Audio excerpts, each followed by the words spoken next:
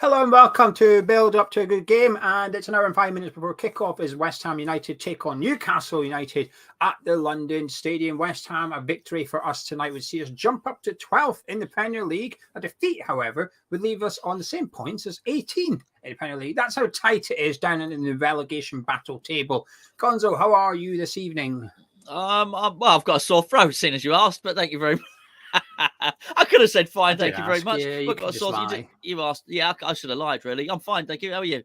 I'm not too bad, actually. Actually, no, I'm not. I'll see if the team is what it is. I'm not very happy, but we'll deal with that in 5 minutes when the official confirmation comes out. Just in case, for the first time, it's incorrect. At some point, it's going to be wrong, so I don't want to say too much. But if it is right, I'm not too happy, Gonzo. But we'll deal with that in a few minutes' time. Are you looking forward to the game, or were you before I start speaking? That's right, you've ruined it. Yeah, I still am. I'm still looking forward to the game. Actually, I've not given up on the top 8. Jay's not looking forward to it. Well, I'm not looking at any of those comments because I don't want to know the team. I like it delivered au naturel. And he might not know the team. He's just not looking forward. Oh, right, fair enough. No, I'm purposely not looking at it. For those of you that don't know, I don't switch on the comments until the team is up. You can say what you want. Say all sorts of stuff about me if you want. I wouldn't even know. There you go. They usually do, to be fair. I'm sure they do. I'd be disappointed if they didn't, quite frankly. I just leave them be, kind of thing. Yeah. Simple as that. I'm not looking forward to it. I'm not nervous anymore. I think it's because I expect a defeat. I'm going in with the mindset that anything is a bonus. I'll bite your arm off right now for a point. Never mind your hand, your whole arm. I'm not hungry for a point, Gonzo. I think a point would be a really good result for tonight, actually. I would go into the Fulham game with a bit more. I'm feeling quite optimistic for the Fulham game on Saturday, actually. But if we could get something tonight, that optimism would turn into mild confidence, perhaps. And I'd probably enjoy a draw tonight more than I did the win against Southampton, regardless of the performance, because I think we won on Sunday because they were that bad. Newcastle won't be that bad tonight. Newcastle will be solid. So we get something. It means we performed relatively well, just like we did at St. James's Park earlier on in the season to get the draw there. So, yeah, I think there's this one could, even though I'm expecting a defeat, if we do lose and it's not great, I'm not going to be happy about it. So, I'm chilling out because it sounds like I'm going to kick off in a minute from what you're saying. What have we got? Basically, got 3 more minutes of relaxing. So it's today. I respect the point. I completely think it is. Honestly, 100%. Of course he will. Yeah. It works on the assumption that everyone respects the point. Some people got no respect for a point. I mean, it's an incredibly boring way of going about things, of sort of identifying. Right, that one will get a point, and that you need a bit of romance. You need a bit of excitement. You want to be able to get up for it, really. And I think that's the point when, because of the way he often sets out teams, you start to dread games, and that ain't good. And it ain't good for long term in terms of, like they say, they might want to stick another 3,000 seats in the stadium. Don't bother, because if it carries on like that, honestly, don't bother. It's a hard sell, really, isn't it? Let's be perfectly honest with you. Want a bit of swashbuckle, want a bit of attacking, want some goals, which I'm sure when you read out the team lineup and I hear that it's Scamacca, Antonio, and Ings up front, that's exactly what we're going to get. Alan Woody says, respect the point, yes. Play for the point, no. Correct. 2 different things. Gary said, I'm not respecting a point at this stage of the season and the mess we're in. Contact Light says, expecting to be completely smashed. Anything other than a loss will be a bonus, but we should go at them. Nick says, no, thank you. He wants all 3 points, while Will said he's watched some Newcastle previews and they're very confident. I don't blame them. We're very confident they're going to win as well. Absolutely. Yeah, I wonder if they respect the point.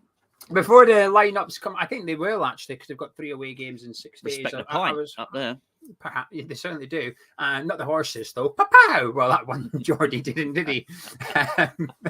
Before the lineups come out, just want to point in the direction of our Patreon, if you don't mind, because it's the start of the month, and I haven't banged on about it quite that much yet. But if you go to patreon.com or follow the link in description, it's quite easy. We make it as easy as possible for you. If you want more content, tomorrow we will have the Newcastle player ratings. Go and have a look back at tonight's game. There's loads of content over there in the month of April, because the more matches, the more content, as essentially, we've got the breakfast show on match day every morning. We've got the player ratings. I do an opposition prediction where I guess what the other team's going to do. I give you my opinion on those players as well. Charlie's got Hammerlytics as well as pitching podcast. I'll be hoping to catch up with Anton Ferdinand tomorrow or Friday to take a look back at the Southampton game and the Newcastle game as well. So there's loads of content and it helps support the channel. You can subscribe from £3.60 per month, unlock videos as well as benefits too. Right, Gonzo, team should be out. Would you like to know what the West Ham starting 11 is? I don't think I would actually, but no, you probably don't. But I'm going to tell you. In goal is Lucas Fabianski with a back four of Thilo Kehrer, Nefiger, Kurt Zuma, and Emerson. A midfield three of Declan Rice, Thomas Souček, and Lucas Paqueta, with a front three of Jared Bowen, Mikel Antonio, and Said Benrahma. So one change from the win against Southampton. Danny Ings drops to the bench, and Mikel Antonio comes in. Over to you, Gonzo. I wonder, all right, and I hope hopefully I've explained enough this week to give my disclaimers, all right. If I haven't anything, I'm just going on Thomas Souček. Then there's not a lot I can do about it. I'm not going to explain it all again. I wonder how many passes would be too little, because we know that 9's enough, right? We know that 9's enough. We know that 1 tackle's enough. I don't think it. Well, yeah, okay. The defensive side, I can't really argue after his performance against Southampton. No, because he didn't. He basically lost his jewels, didn't he? Lost his crown jewels. He lost his not with a J, with a D. Moyes ain't even got any of them. No. I'm talking about Souček lost his jewels. Jewels. There you go. But so I wonder how many is too few. That's what I'm saying. We already know, we have the evidence that 1 tackle is enough. I think what did he lose? It was one. I can't remember what the stats were, but he contested lots. He won 1. He made 52% pass rate. I just wonder what it is. What I'd like to know that if I was going down, his ground jewels was. I remember his ground jewels being 25%. I think he won 4. He attempted 16 and won 4, so he lost out on 14. Yeah. I just wonder, if I was filling downs, I'd be saying, okay, Gaffer, what do I need to do to get in the team? Can you tell me statistically, please? You need to be taller. Because but obviously he wasn't winning headers either. I think that's what I'd be doing if I was filling downs. Be saying, what do I need to do? Tell me statistically, how bad does Thomas need to be, and how good do I need to be that I might be able to get into that team there? I'm really disappointed with that. Some players in under David Moyes, it doesn't matter how badly they play, they're just in the team, and yet there are others who do, have okay games and they get dropped, and I just think anyway, onwards and upwards and all that. But mate, if it were, as I say, I said this to be fair for the Southampton game, and he won. So be interesting to see, won't it? The bench for West Ham this evening is Areola, Creswell, Soufal, Fornals, Lanzini, Downs, Cornet, Ings, and Ogbonna. Very, very strong bench for the Hammers this evening. I'm disappointed by the inclusion of Thomas Souček as well, but I'm not surprised. I just knew he was going to do it. I don't get it. The problem is, sometimes I get Thilo Kehrer tonight. I think it's the wrong thing. Right, I think Soufal should have started because of what Newcastle are going to do. But I get it. I get why he's kept Thilo Kehrer in. He played well against Southampton on Sunday. I get why he's in there. Yep. I get why Antonio starts tonight ahead of Danny Ings. I actually quite agree with that one. If we're going to play counter-attacking football, we might as well play Antonio rather than Danny. I get that. So sometimes, even though I disagree with what Moyes has done, or it's not what I prefer, I can actually see why he's gone with that decision. But with Thomas Souček, it's very, very difficult when you look at specifically the last match after the international break, which is, like you said, all his statistics were down. His heading, his tackling, his passing, everything was really, really poor. And there's also when David Moyes made Thomas Souček, the second substitution, he decided to take Souček off, put Lane Downs on. That's got to be some sort of admission of you're perhaps not playing as well as you would have expected. Because it's not fitness. We know Souček can play for 90 minutes and play 90 minutes again midweek and 90 minutes again. Fitness is never an issue when it comes to Thomas Souček. So the fact that he was substituted off was almost David Moyes' admission of you're not playing that well, or we need something different in Flynn Downs. But yet he still remains in the team for tonight against a midfield that, while Newcastle battle in that, they're not necessarily a big physical centre midfield that you demand somebody to go in there to sort of bully them or anything like that. I just don't get it. I really don't get this inclusion. Like I don't think it sends a great message to Souček either, because you can see Souček's upset on the pitch. You know, when he passed it, when he tried to pass it and it went out for a throw in, when he tried to pass it inside the pitch and it went outside the pitch, you could see he was frustrated. You know, he was disappointed with himself. And I think it's very much saying, actually, it's all right, mate. You be as bad as you want. You know, and when you're giving out the message to everybody else, they got to be up to standard, and you've got to do X, Y, and Z. I think like that's Danny Ings to some like extent. Look, you're struggling in the team, so we're going to take you out and put Antonio in. Ings is probably thinking, hang on a minute, mate. You don't set up for me, so how am I meant to perform, kind of thing? But he's dropped immediately, and like I said, right decision. But with Souček, anyway, the poll is now live in the live chat. This will be interesting. I think I've got a feeling what the results are going to be. But please get involved. There's 4 options. Select whichever reflects your opinion on the starting 11 closely.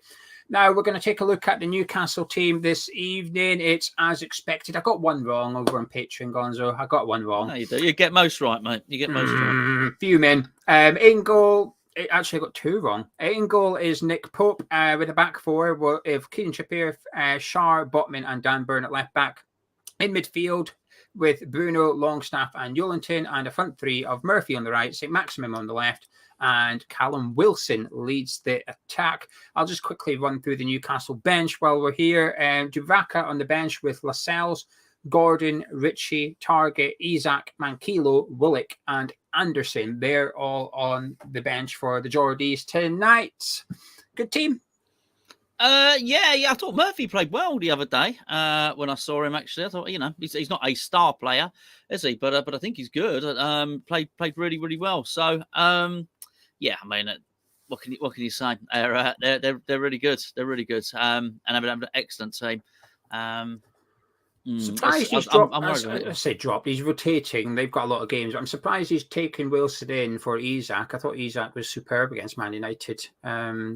Wilson always scores against us, though, doesn't he? So yeah, he does. Again, yes. Of course, he got the header, wasn't it, against Man U? Yeah, it was in a week, wasn't it? So yeah, tough team, mate. Tough team, but you know, as I say, they can have been whatever. That tough trip on that Concorde on the way down with all the old masseuses and would have been tough for them. People peeling their grapes from and all the rest of it. I hope they, you know, probably got a bit lazy, didn't they, on the way down? I reckon we'll win. Yeah, St. Maximum against Kerr worries me a lot. Actually, I'm not looking forward to this battle at all whatsoever. I'm dreading that one, but it's expected.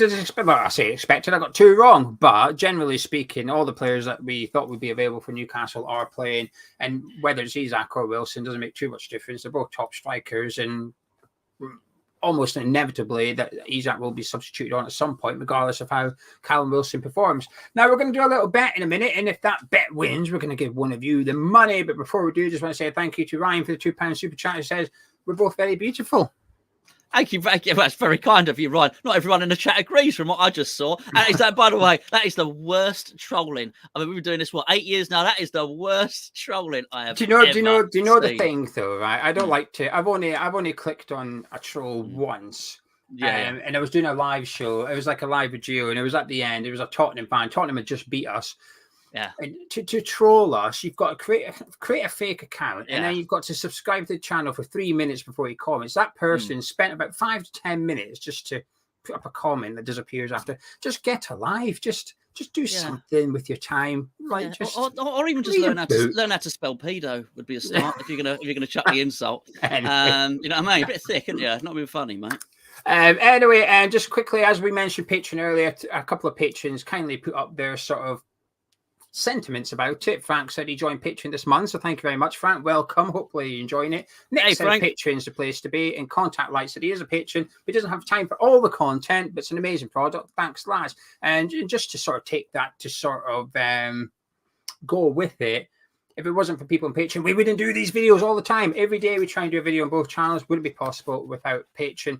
And yes, that was it, Dan. West Spam, that was it. A Tottenham fan waited and then said West Spam, and I thought, well, like, he got it wrong. It's West Spam. I mean, he couldn't even get the insult right. But I just said, I said to him, like, if you're gonna insult us, at least insult us. You know what I mean? West Spam. I thought You look like the twat here, not me. And also thank you, Craig. There you go. Patreon helped him through some dark times. Oh, mate. Feel we are his friends, and thank you very much. And Ballon d'Or saying Hammerlytics, which is one of our episodes, is really good over there. Right, we're going to do a little bet now, and what you fancying, Gonzo? If this bet wins, you get the money. One of you get the money. What you fancying? Well, we're going to have to be dishonest, aren't we? Really? Yeah, do we pledge allegiance to West Ham? Should we just ignore the outcome of the game? Yeah, I think we have to. So, pretend it doesn't exist. Yeah. Oh! You say no outcome? Yeah, because are you saying to do Newcastle to win? I feel bad. No, I get what you're saying because we can't. It's hard to. I don't want to say Newcastle winning. I'm going to do Paqueta 2 fouls because he's going to be hacking Bruno down, his mate. He's going to be chopping him about the pitch. And I'm also going to do Thilo Kehrer to do 2 fouls because he's up against St. Maximum. What are you fancying? Anyone to score? Wilson. Of course, standard. Really easy. Callum Wilson. Let's get him in there. Anything else you fancy? Anyone for shot on target for West Ham or Newcastle? Oh, sorry, I'm for Newcastle. So Maximum shot. Mind you, might say he might substitute him. He will get subbed at some point. He will get subbed, won't he? He will get subbed. Who's going to have a shot? Who's going to dare? Who'll dare to have a shot for West Ham? Well, I'll tell you what. Bowen will definitely have a shot. Yeah, do that one. On target, yeah. Yeah. That'll do. That'll do. We'll keep it simple. That's £100. If this bet wins, someone gets £100. It's 4 things, and it's quite simple. Callum Wilson to score a goal. Jai Bourne to have a shot on target. Kehrer and Paqueta to do 2 or more fouls each. £100 cash to one of you lovely lot. No, not the troll, not him. In the live chat, please put the following phrase. Pope is a saint. Pope is a saint. Get that into the live chat, and you're entered. And if this bet wins, one of you win £100. Simple as that. I have to apologise, Gonzo. Last time you wanted a Gerrard goal, and I said no, and you went and scored. Didn't want to mention it. I didn't mention it. Everybody does. When I went on at half time, everybody was reminding me. And somebody actually said in the comments, like afterwards, like Gonzo called that. He knows his onions. I was like, Gonzo's called that for the last 15 games. It's never happened. That was the first time it's landed. I like it. I like this one. That's not a troll. Oh, I like it. You make the same prediction over and over. You'll eventually be correct. I don't know. Well, anyway. You'll eventually be correct. Especially if it's a negative. I always say a negative opinion. If you have a negative opinion in football and you stick with it, you will eventually be proven right. How's someone scoring a goal negative? No, because that might not always happen. I'm saying a negative opinion, though. If you stick with it, it will always happen. So if I sit here and I was to say to you, I don't know, someone's trousers will fall down when they're running around on the pitch. I'm just going to say Kurt Zuma's not good enough for West Ham. I'm wrong. He is, right? But if I stick with it, eventually Kurt Zuma will not be good enough for West Ham. And I'll say, told you, called it a year and a half ago. Yeah, but you were wrong a year and a half ago. You've just stuck with it up until it was correct. Anyway, yeah, bit of a rant, but there you go. Yeah. You get it, don't you? Actually, you do get it because somebody did actually come back as I told you David Moyes would win a game. Oh, yeah, you did. You got me. Anyway, Gonzo, you've seen the teams. What are you thinking? I'm not surprised, Gio. I'm not surprised.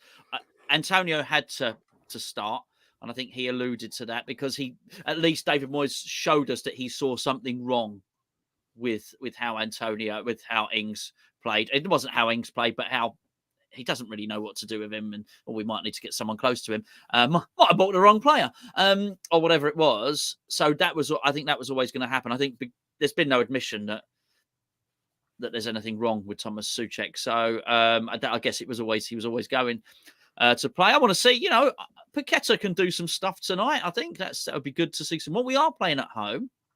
I'm looking for positives here. We're in good nick at home. As someone told us earlier in the pitching show, it was about 2 draws and 3 wins in our last 5 at the London Stadium. So we're in good nick somehow. It doesn't feel like that's the form at home, but it is statistically. I think the pressure's off us. The pressure is on Newcastle tonight. They need a win if they want to get Champions League football. This is the type of game. We were in this situation last year and the season prior, where you play this type of game and you say, well, we want European football, we've got to win. a draw is okay, but we want to qualify for. So Newcastle want Champions League football. It's a must-win for them tonight. It's not necessarily a must-win for us. A point would be good enough, on the assumption that we can go into Fulham and get something from there as well. But I don't know. I mean, Souček. The thing is, he does have good qualities and good traits, and he's had some good games this year in 2023. It's just few and far between at the minute, unfortunately, and it's incredibly frustrating when we're struggling to keep the ball, when possession's not happening, we're not that creative, and you start looking at the team really closely and say, well, who's the culprit? And unfortunately, he's the one that's coming up for more than one question. He's the answer, and it's not good questions. I've got to the point, Gonzo, when you were saying why I was saying why is he in the team, I was thinking it's to defend set pieces. It's got to the point I genuinely think the bugger's in the team just for defending corners and goal kicks, and I think you cannot possibly justify someone playing 90 minutes of football to defend set pieces. But I've got to the point I'm starting to believe that that's the reason, and that's not good. No, I'm just buy another tall player in a different position. Buy a tall fullback or something. Just do your set pieces correctly. Could you imagine, like, I don't know, Man City or Barcelona in their prime when they have Messi, Xavi, and Iniesta going, oh, well, we can't play all this lot. We need somebody to defend set pieces. Right, they didn't care. He played Mascherano at centre-back. Yeah, more small ones, the better, they're thinking. Man United have got the smallest bloody centre-back in the Premier League. But anyway, it's time for you guys to get involved. So if you're watching live, please get your thoughts in the live chat. Just let us know what you're thinking about the West Ham team, the Newcastle team, how you see the game going, any hopes or fears. Not your score prediction, but give us your... You messed out with that one, didn't you? No. I saw it. I sort of left it alone. Really, it wasn't going to be Antonio. It's going to be something else. But anyway, it was that about. I was going to put Target in there as well. But just letting you know, that's not the phrase. But I've got to give Paul some love there because I enjoyed reading that.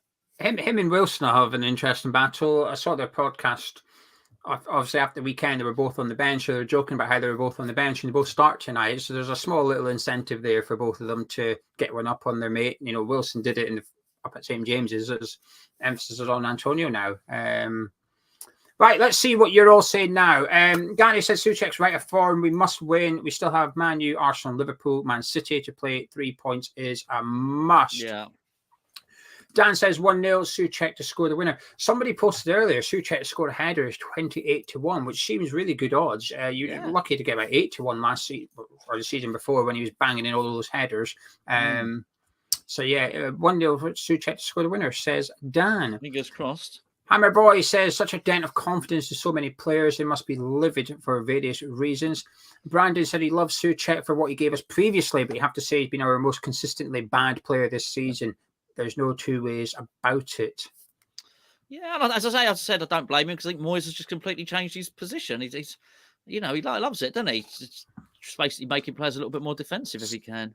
Stephen, the subs are now on your screen. I won't read them out, but they're on the screen now. If you can have a little look. Thank you to the Oxby says, has Maxwell been dropped out of the first team? He's never really been in it, has he? No. I was surprised not to see him even get like 5 minutes or something against Southampton. The good thing is, they'll come Fulham. He's the one that's fresh and ready to rock and roll if we need to, kind of thing. Charles, I don't want to pick on you, Charles. He says get behind Souček, lads. I think it's possible to do both. I think it's possible to have an opinion on whether he should be in the team or not, but also support him. I think it's completely separate things. Also, without being funny, it's not really the official website do all that.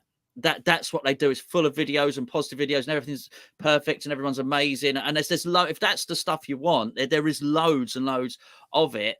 But his stats were awful in the last game. The game before that, he made 9 passes in 90 minutes. We're not being personal. We're just saying no, it's not at all. Not at all. He's clearly a really, really nice guy. But we don't have a decision. Do we basically go happy clappy about everything? And they basically ignore stuff like that. We had it before, didn't we? If you remember when Avett used to write write match reports, and do you remember when the ladies' team lost 5-0? Yeah, and basically, the club said you should be more positive. And you know what, you probably can do, but it's just to say accurate. That is true. Avett used to write the match reports for the ladies. They got beat 5-0, and he was as positive as he could have been about a 5-0 defeat. And the club basically said we can't print that, It's too negative. He's like, they lost 5-0. Like, what could I possibly say? No, you honestly, Troz. Sorry, it's Troz. Is that like what I said? Right? Yeah. Listen, mate, you're absolutely welcome. Yeah, you're absolutely welcome to your opinion. But I just think if we're, it would almost be pointless doing this, wouldn't it? Well, everyone's 10 out of 10, and you can do it, but we just got to call it as we see it. And I'll tell you what, no, if we win 1-0 tonight and Thomas Souček scores a header, we'll be the first people to praise him. Brilliant. As per the live chat. It doesn't have to be a header, by the way. He can kick it if he wants. I hope it is, because that guy will win a bet on 28-1. I hope that guy wins his money. Matthew said, I want to give Fornals a proper shot in the midfield three. He'd probably even do a better job than Paqueta.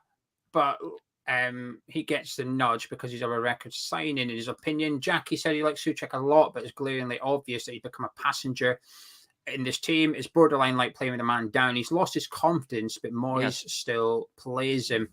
RC's got £10 on Souček to score as well. B-Max says Souček's had too many chances. He's a championship level player, which is probably a good thing for next year. Stevie says we aren't an easy team to play against, as in we don't concede many. If the crowd is up for it and we start well, we could beat Newcastle at home. Our home form isn't too bad.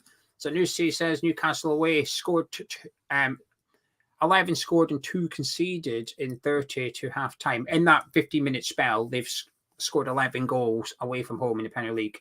So between the half-hour mark and half-time, Newcastle scored 11 goals but conceded just twice in that 15-minute period. So there's a statistic for you all to keep an eye on during the game. David said we're basically playing with 10 men with Souček in the first half. Awfully managed from Moyes. What must Lanzini, Fornals and Downs be thinking? Cheers, lads. Jason says, during our top 4 push a few years back, they beat us and we finished 2 points short. Time to pay them back. Oh, what? Stop. He means Jason means stop them getting top 4 is what he's saying. I think. Yeah, he is. He's revenge time. Revenge Paul time. says a lot of fans talk about why Souček is picked, but why isn't Fornals picked anymore? Well, the trouble is Fornals just has not had any sustained run in the team in his best position, because invariably what happens is he keeps getting picked out wide. Eventually he's going to have a bad game because he doesn't have a trick and he doesn't have any pace. He basically doesn't have the qualities that you'd want in a winger, and so he gets dropped. And it's a bit hard on him, I think. I bet Fornals would love just to say, boys, could you give me 5? What about just give me 5 games in a row centrally, and give me a chance to see what I can do. I think that's why he's dropped. He's playing out of position. Again, I don't blame him any more than I blame Souček. Hammer Boy says he refuses to hate Souček. Won't let Moyes turn me to hate a player we love so much. I don't think anyone does. I've never seen any. Like, I'm speaking for everybody in the live chat and in the comments of our videos. I've never seen anybody abuse Souček or anyone else personally. Really. No. It's really important that we don't confuse sporting opinion, which is what it is. We're basically we're not saying he's been nasty to his nan or anything like that. It's just sporting opinion. That's it. Right, let's have a little look. Doris says I could justify Souček early in the season for his tackles and breaking up play, but even that has gone now. Right, let's have a little look and see what you're all saying here. I'm trying to find non-Souček comments, but it's difficult. I could see Paqueta grabbing a goal. He'll be well up for against Bruno. He also be putting tackles in left, right, and centre. Probably wants to get a crunching tackle in on his mate. I think so as well. I need a couple of fouls from him as well. Yeah, absolutely. Nothing has happened with his nan. I should probably point that out. I just made it up. Nothing has happened with his nan. Lovely lady. Scarborough said, I really hope Souček proves majority of us wrong, but I'm far from confident. Yeah, of course. For sure. Because for pure and simple reason, our desire for West Ham to win supersedes our annoyance at how David Moyes has implemented Thomas Souček. We want the win, of course.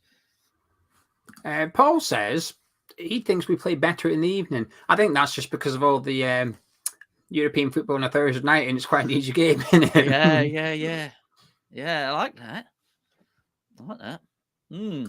I'm better at playing pinball in the evening, funny enough. I realised that the other day. No good in the day. Roger says, I will be behind Souček, cheering him on, but current form, he should not be in the team. Moyes' job as a manager is to help the players out by protecting them when they are out of form. I think that's bang on as well. Well said. Adam says he hopes Antonio scores and punches Wilson in the nuts. I mean, I thought he doesn't get sent off, but no, we don't need another Decore incident going on tonight. Thank you very much. Yeah, absolutely. Yeah, we'll need We'll need a full complement of players. We don't want any red cards tonight. David said he's got a good feeling. Suchek aside, he doesn't mind the lineup. I think we'll get a result here. How times have changed. 2-1 West Ham. And Andy's saying that the Hammers Chats Anton Ferdinand is on Sky Sports News. There you go. Got right. Hammers Chats Anton Ferdinand. Right. Do you know why it's always confused me about Sky Sports News is when they do like people commentating on the game, but they had it during like the World Cup, even though the World Cup was on BBC One and ITV, there's someone on Sky Sports News saying what was happening in the game. I thought, who's watching that when you could just put it on the actual game itself? Who's watching Sky Sports News for an update? Yes, I know exactly. Yeah, I know exactly what you mean. And it's a bit like tonight, right? If Anton's there, I mean, it's slightly different because you need to subscribe to the actual Sky Sports package, whereas news is on every channel, really. But if Anton's going to be there telling them about the game, just change the channel over and watch the game. But I think it's there for non-West Ham fans. Yeah, okay, right. So if you're there and you like a little bit of football and a bit of cricket and you want some F1 news, actually don't mind hearing Anton speaking for 30 seconds about the West Ham game, but it's possibly not why you're tuning in. Possibly. Anyway, time to get your score predictions in, please. Let's see what you're all saying. Let's get them in, and please make it obvious who you're going for. I know some people say, well, it's the home team first. It's not always the case. Just say who you think will win. Get your score predictions in now. Let's have a look. Gonzo in the preview. I can't remember what you went for, actually. I went 2-0 Newcastle. What did you say? I didn't specify. I said 1 or 2-0 to Newcastle. I couldn't decide if I think that's what I said, yeah. So yeah, I don't feel that strongly about it to nail it down. I think we're going to lose. I don't think we'll lose by loads, but I mean, I'd love us to win. I'd love us to win. I know it states the obvious. Everyone would love us to win, but I mean, that would be great. Wouldn't it be great to win this game, to get a little bit of daylight, and to be able to be able to take Europe seriously come the end of the season? I would like to think we got enough to get through in the next 2 games in Europe, the double header, and then when the draw gets down, which would be the semi-finals, then wouldn't it? If we were pretty much safe by the semi-final, I mean, I'll be buzzing with that. I'll be buzzing. I really would. Yeah, I'll be delighted with that point. The live chat's not very confident either. And it's not even like Nado losses as well. There's a lot of 3-0s and 4-0s going on here. 3-1 says Kaiser, 2-1 says Ben, 3-1 says Nate. 3-0 says Peter, 4-0 says Frank. But Robbie says 3-0 West Ham.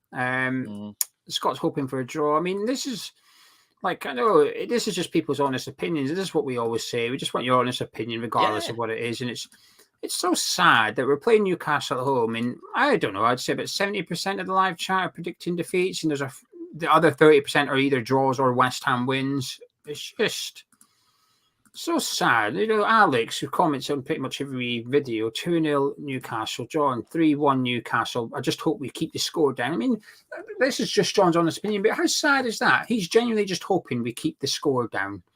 I'm a bit like that as well. I honestly think Moyes might see a 1-0 defeat as a bit of a result, actually, because it protects the goal difference, which is keeping us outside the bottom 3. Hammerhead says we're going to win 2-1 or draw. Chris says 3-0 Newcastle. Fate reckons it's going to be boring. 0-0, I'll take that. Jackson, Gary, 2-0, 2-0. Steve says 2-1 West Ham. Steve. Dave says 2-0 West Ham. Russell says 2-1 either way. Trevor's 2-0 Newcastle. James is 2-0 Newcastle. Dan's asking if we can do a poll. Charlie, can we do a poll? There will be a poll up in just a second, which will ask you for your prediction, and it'll be quite straightforward. Win, draw, or lose. Win, draw, or loss, yeah? Yes, please. There's no other outcome, Charlie, so those 3 would be beneficial. Oh, I don't care anymore, bro. Oh, superb. Abandoned. Superb. I predict it will be abandoned. He's searching around for that 4th category, isn't he? Charlie's on it tonight, isn't he? Oh, I love it. Love it. Excellent. That's my favourite bit of the evening. So yes, the poll will be live in a few seconds once Charlie's worked out how many outcomes there are tonight, and then you can get involved and let us know whether you think it'll be a West Ham win, a Newcastle win, or a draw. And I dread to know what West Ham to win, but with a twist. Yeah. I'll take anything, Gonzo. If it comes with a twist, I'll take a bloody twist tonight. Anyway, I'm going to disappear. Gonzo's going to disappear. Charlie will be with you in just a second, and he'll be here until till full time, so don't go I'm back anywhere. at half time. I'm back at half Gonzo's time. back at half time for a chin wag. I'm back at full time for the review. So Hammers Chat's your one-stop shop for everything on match day. Please do subscribe if you're around here and drop a like on the video if you're currently enjoying it, or even if you're not enjoying it and you just want to help the channel out. But do check out our Patreon as well, patreon.com/Hammers Chat. Links in the description below. Unlock more Hammers Chat content, access some benefits including ticket giveaways, merchandise giveaways, and discount at our online store. But most importantly to us, it's you support the channel. We continue producing videos on a daily basis on both channels. Beaton, we don't know about Ben Johnson. He's not been injured. We've not been told he's injured, but there's a possibility that he just doesn't get in the squad because there's that many senior players available at the minute. So he might be the one that's just left Good luck out, getting him to sign that no contract if that's the case. Yeah. Ben, do you want to sign this? Piss off. Absolutely. You've got... Yeah, cue to David Moyes in the summer saying we're really struggling to get players over the line. We haven't quite got the English quota sorted out. Oh yeah, funny that. But it's all a surprise to me. Don't know how Aston Villa play. Didn't even know that Danny Ings was a striker. It'll all be a surprise, won't it? To be, oh my goodness, look, his contract's run out. But we've still got another year, so we've got a little bit of time to get it sorted, kind of thing. But he might actually be injured, but I just think it's a bit strange it's not being mentioned in the press conference either game for Southampton or this one. Moyes hasn't mentioned that Ben Johnson's injured, so I'm just assuming that he's just left out the squad. And to be fair, it's hard to disagree with him. Who would you drop out the bench in order to accommodate him? Sue Falcons, Willow Bonner? Probably not. So yeah, I get it. It's just a difficult one to leave someone out. Anyway, Charlie's here. Here he is, Mr. Charlie. How you doing? Hello, I'm right. How are you? Yeah, not too bad. Excellent. Right, I've got to disappear, so I'm going to leave you two to it. Gonzo will disappear in a second, but Charlie, have fun. Thank you. You too. Thank Enjoy you the very games. much. See ya. See You ya. all right, Charlie? You all right? I'm good. You? All right, thank you. Done your poll.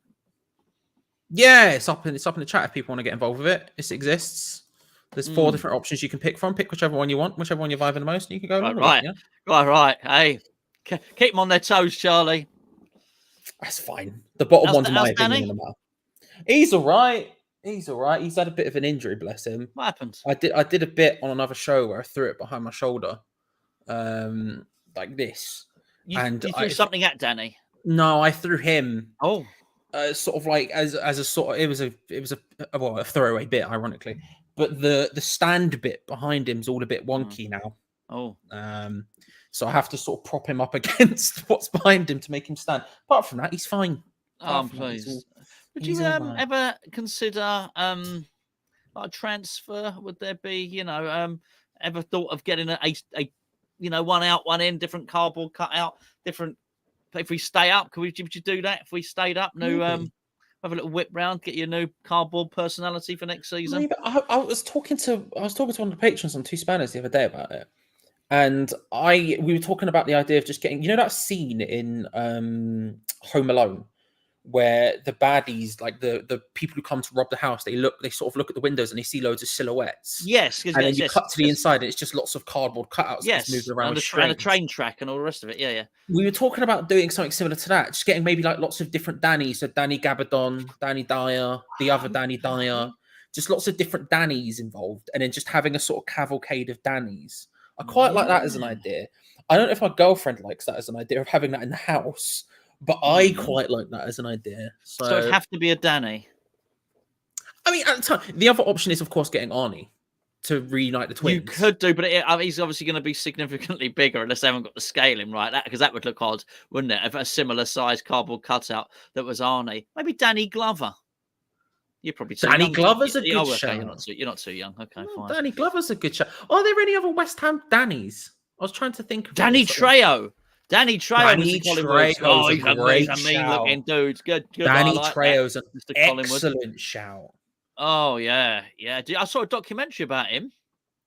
There's a documentary about Danny Trejo. He's a mean. Well, he's not. He's a nice dude now, but he was a mean dude from the streets. He wasn't meant to be an actor or anything like that. He was.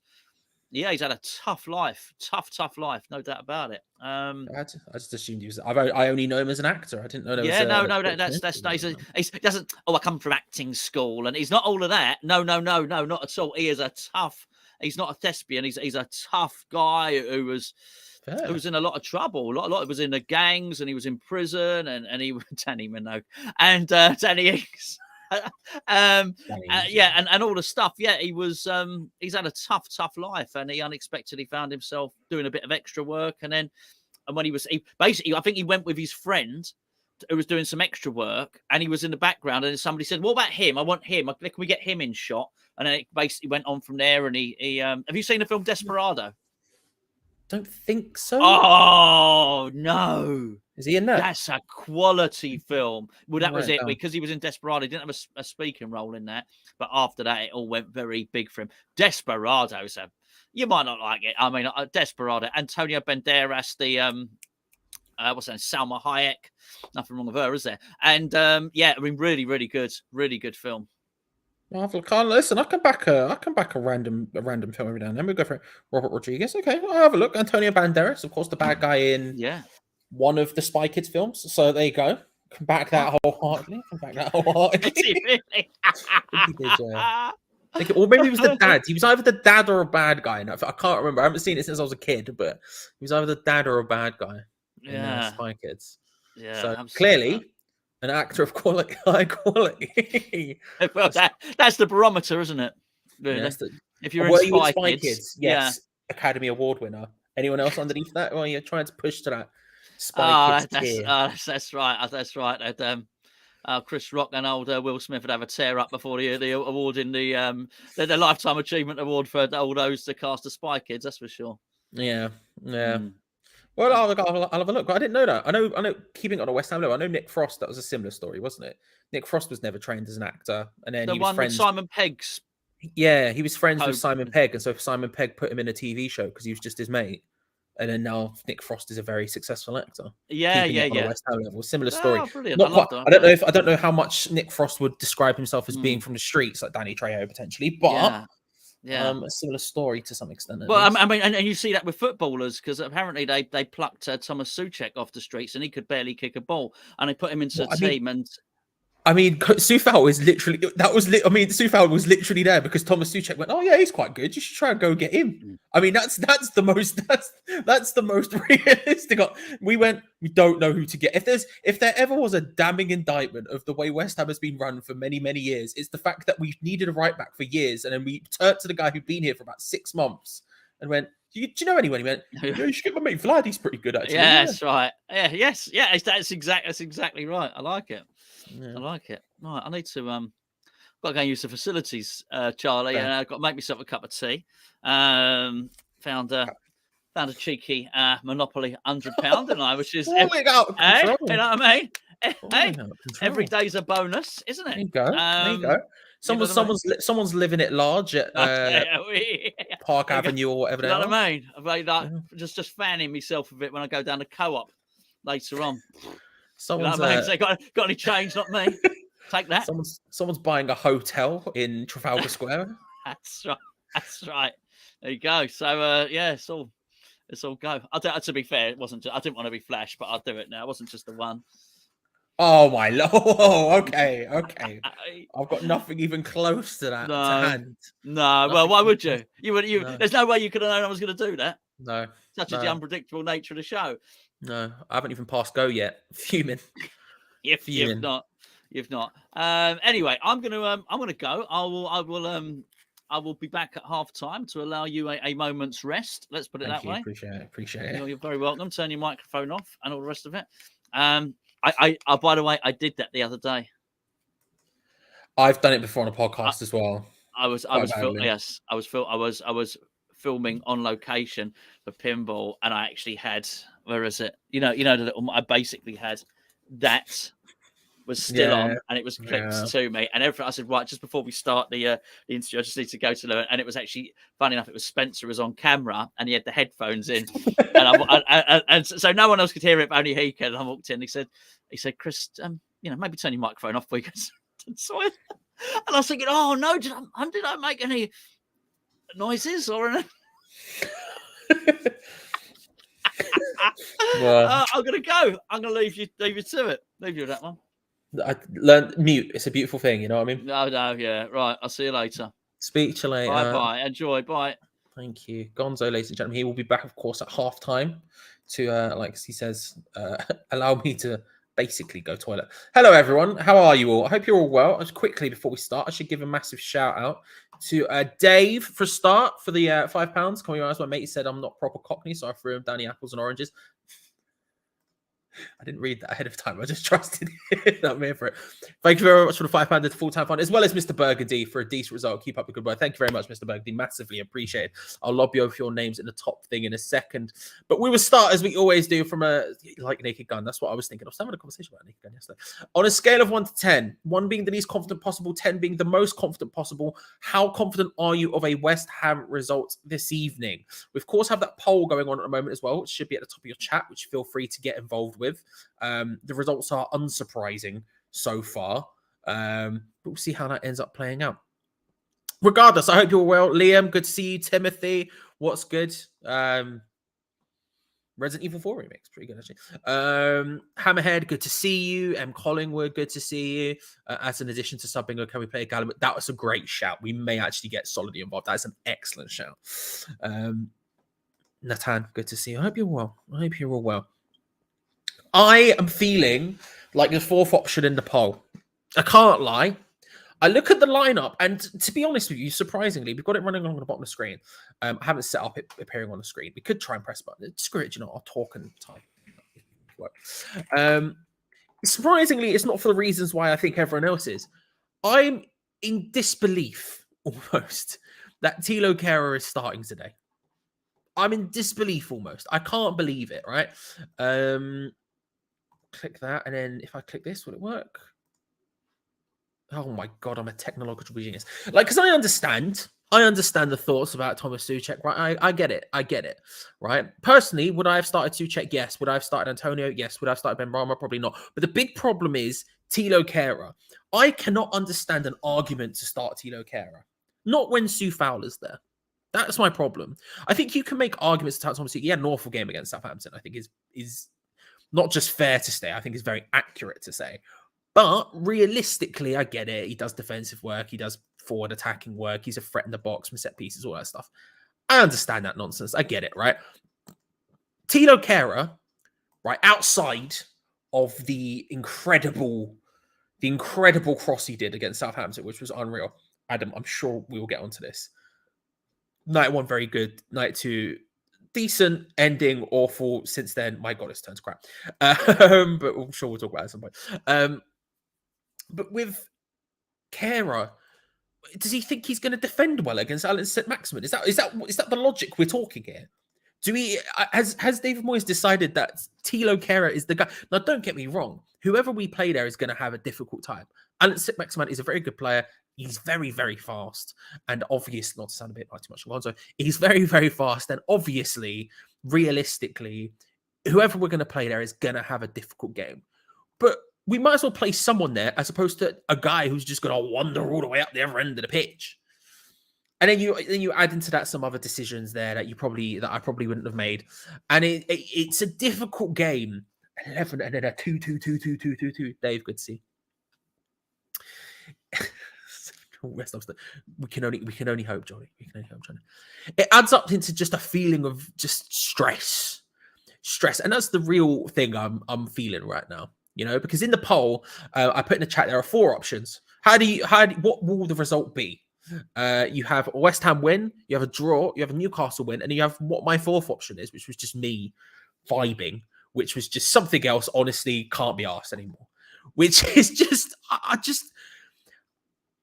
described this earlier on Analytics. By the way, the lineup, if you haven't seen it already, I know it's on the screen in 2 separate ways right now, but I'll read it out anyway. If you're only just listening to this, for example, Fabianski starts in goal with Thilo Kehrer at right back, Agerd Zuma at centre back with Emerson on the left. You have Rice, Souček, and Paqueta in midfield with Bowen, Ben Rama, and Antonio up front in a 4-3-3. I would suspect. The bench: Areola, Cresswell, Soufal, Fornals, Lanzini, Downs, Cornet, Ings, and Ogbonna. Just in case. And hey, we'll read out the Newcastle lineup before we carry on. Nick Pope starts in goal with Trippier, Shah, Botman, and Byrne in a back 4. Bruno Guimaraes, Longstaff and Joe Linton in the midfield three, with Jacob Murphy on one side, ASM, St. Maximin on the other, and Callum Wilson, the bogeyman, up front. They're benched Bravka, Sells, Gordon, Ritchie, Target, Isaac, Mankio, Willock, and their young gun, Elliot Anderson. But yeah, we spoke about this on Hamalytics earlier on today, and in other places as well. I don't even remember what I was going to say, but the idea of just having this confused approach, right? Having this confused approach to everything. And I feel like starting Kehrer, it's just asking for trouble. It's just asking for trouble. Steve, good to see you, sir. Hi from Rose. Can't see anything but a damn good spanking tonight. Probably, if we're being honest. Tom's gone with a -1. Ian's gone with a 2. 8-1 again. We'll zoom out. We'll vibe it. But we will be getting score predictions very, very soon. 69.9, 69, 69, 69, 69, 69. Big. 10% chance to win, says Liam. 3 -6, 0, 2. It's low. It's low to middling. Usually you have that sort of vibe in the middle. Where on the lower ends, you're talking your 4s, then you're talking your 6s on the highs, and then you have your extremes on that, right? It feels very low. And I just got a bit of malaise in the whole vibe with it today. It's going to be a difficult one. Chuck, sir, good to see you. How are you? I hope you're well. Hope you're good. Yeah. I don't know. We'll see how it ends up playing. Wayne says 3 for a win, 6 for a draw. Okay, I take that. And I did say earlier, if you were asking me my true score prediction before I get influenced by the lineups and everything else, it probably would have been 1-1. We'll see how that ends up playing out when we do score predictions in just a couple of minutes' time. But before then, let's play sub bingo. But actually, no. As M. Collingwood suggested, scrap sub bingo tonight. Let's go straight for Callum Wilson bingo. This is, of course, the game when we predict when Callum Wilson will score against us. You don't have to tell me how he scores, just the minute. If you want to add in that little bit of extra spice, you can. But just the minute in which you think Callum Wilson will score against us, let me know. And we'll see who can be closest. A West Ham result can be 100-0 to Newcastle. Charles. That's the point, Timothy. It's an open discussion of how you feel about confidence levels. Because I think if you just say confidence of a West Ham win, I think it's a bit reductive. I want to broaden it out a bit. That's what I'm saying. That's why I always say it could be a win, could be a draw. However you're vibing. And just Matt, good to see you. Good to see you. Oh, Stu as well's here. Stu, good to see you. If you haven't already subscribed to the Disabled Team, make sure to do so. Hope you're well, Stuart, sir. Let's finish off these 6, 0, 3. Danny Williamson's a great shout. He's busy protecting me. You know, I need him here. I was going to tap him, but I'm quite scared he's going to fall over because the aforementioned bending of the back. He's here protecting me. Could potentially get another one for the manager, though.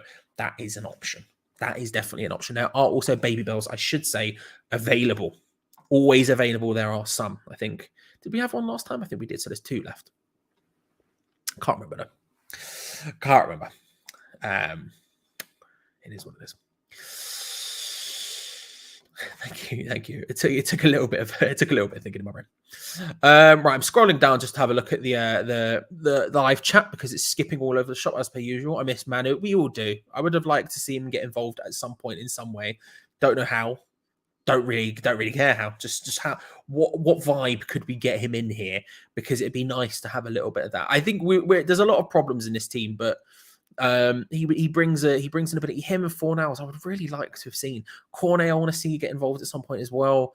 I don't know if he solves any of the massive issues we have, but yeah, Fornals and Lanzini. Fornals, just some things there. There's some things there. I think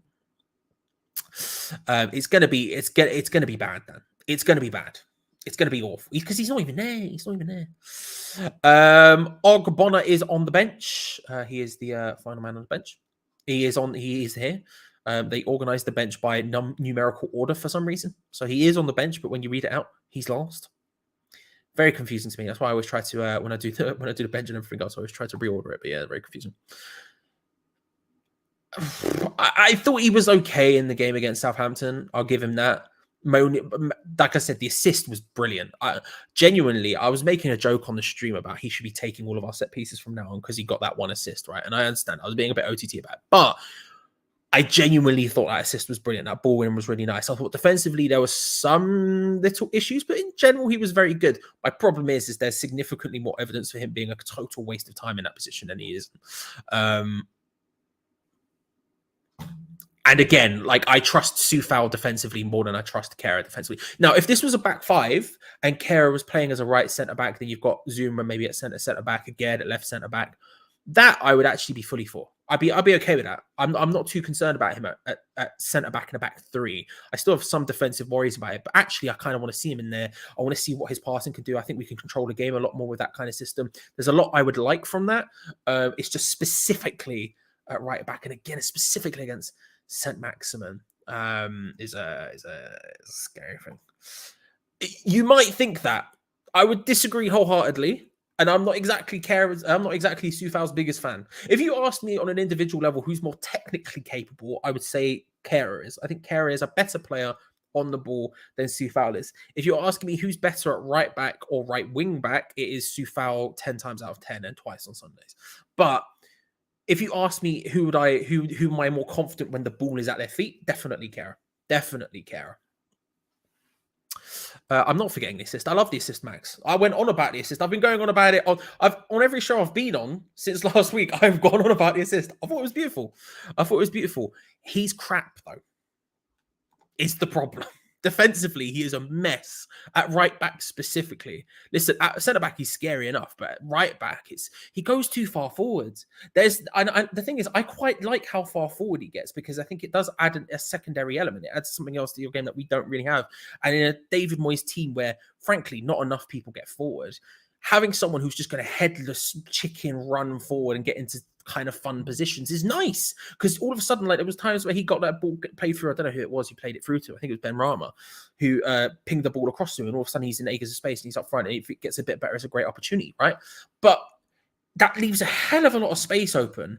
And again, he's against St. Maximin today, who's very fast, and it's not like he's going to get the opportunity to come back. I'm hoping at some point he has because I would have said some very similar stuff to Zabaleta when he first turned up. And what happened with Zabaleta, in my opinion, is at some point after a couple of games, after a little while, something clicked in his brain and he remembered, right, I'm not playing for Manchester City anymore, where there's plenty of cover and everyone's really, really good. I'm playing for West Ham. I need to change my approach. And after that, he was absolutely incredible until the time he left. I thought Zabaleta was one of our most consistent performers. I loved it, right? And I'm hoping that Kehrer has that moment where he switches gears, because if he didn't have such insane positioning, then I actually wouldn't be super against it comparatively, because I've not been particularly enamored. Like, I think if you're comparing him to Soufal, for example, I've not been particularly enamored with Soufal this season. I think Ben Johnson's probably been the best one out of the three if you're talking about it from a right back perspective. But realistically, you know, I feel like I'm not buzzing about any of them. I think we really, really do need to get fullbacks in the summer. That's my biggest thing this summer, is get fullbacks, get right back, get left back. We need them, right? Kehrer hasn't had that moment of realization yet. He still just wanders around, and especially against someone like St. Maximin, who is just very quick. It doesn't matter. You have to be alert. And he isn't. He doesn't do that. Listen, today, hopefully he proves me wrong. That's my big hope. Hopefully he proves me wrong. Let's have a look at some of these Callum Wilson bingos. We have 12th minute, 7th minute, as he's starting 14th minute. We've got 1 first minute, 18th, 8th. Sorry, I kept trying to say 6th for some reason. I was fighting it because I knew it was wrong. 5th, 1-1, but I am mad. We'll get to score predictions in just a few minutes' time, in 2 minutes' time. 3, 24th, 35th, 10th, 18th, 8th, 90 seconds, says Kostia. Kostia, I think we can keep him out, and then he will inevitably screw us over. Very likely. Very, very likely. I can't lie. Kostia, I think you've gone with a very solid shout there. Kostia, also, I know I haven't replied to you, bro. I mean to. I just keep forgetting to. I'm going to write it. I'm just going to open up the messages on my phone now. So when I next open my phone, I remember to reply to you. I apologize, Kostia. I don't mean to. I'm just a forgetful idiot. 6th, 17th. No goal, says Stevie B. Bold, sir. Wilson's 10 career goals versus West Ham. It's just scary, isn't it? It's just scary. We're just going with the 1st, the 30th, the 45th, the 65th, the 75th, and the 90th, which again is probably accurate. 2 minutes first goal, 10 minutes second, and 74th minute for the hat trick for Wilson. It's just a lot of scary ideas. Just a lot of scary ideas, isn't there? Did you? Hope you are. Actually, Wilson won't score. It's not Boxing Day. Very, very bold. Very bold. 2nd minute, says Chris. 100th. Someone going to get... Flip it. Drippy's gone with a wild prediction. Someone's going to get cardiac arrest, and it's going to score overhead kick from a corner. Bold. Hypothetically, Charlie, if West Ham were to get to the final, win Europa Conference League, do you think Triple H would come onto the pitch and present the trophy? It's all smiles and then Triple H pedigrees most. It'd be quite nice, wouldn't it? I don't know if Triple H's knees or heart could take it anymore, but it'd be quite nice. He's probably going to be too busy not running WWE anymore, or running it if you listen to them. But obviously, very clearly from Monday night, not running it anymore.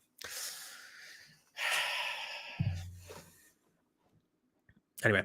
It's 5 minutes before kickoff, which means now is the time to get that score predictions in. Those final score predictions. We're going to lock those bad boys in. We've spoken about the lineups. We've spoken about the substitutes. We've spoken about Newcastle's team. We've spoken about it from all different angles for over an hour, which means now is the time to get those final score predictions in, and we will lock those bad boys in. No changing after this point.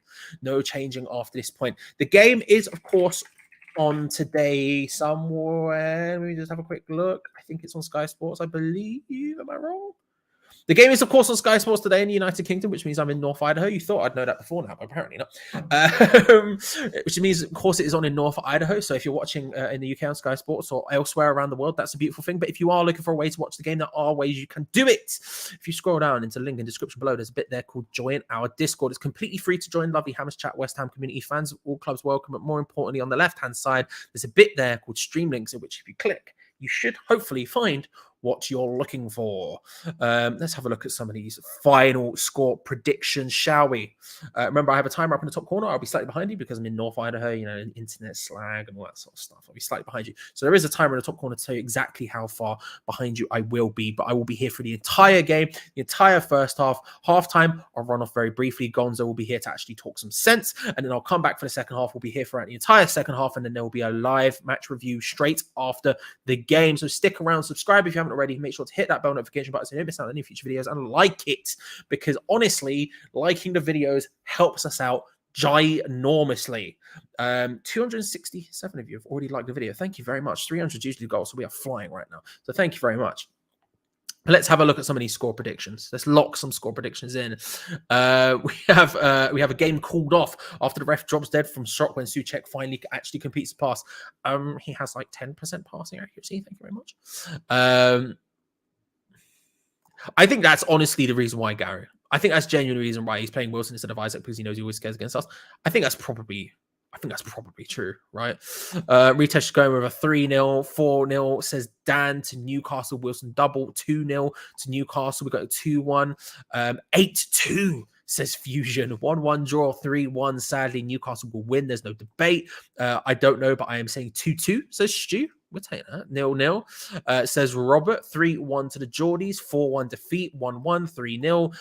5-0 to Newcastle. We have a 2-0 Geordie. It's 2-0 to the Geordies, says Stephen. My brain crashing there.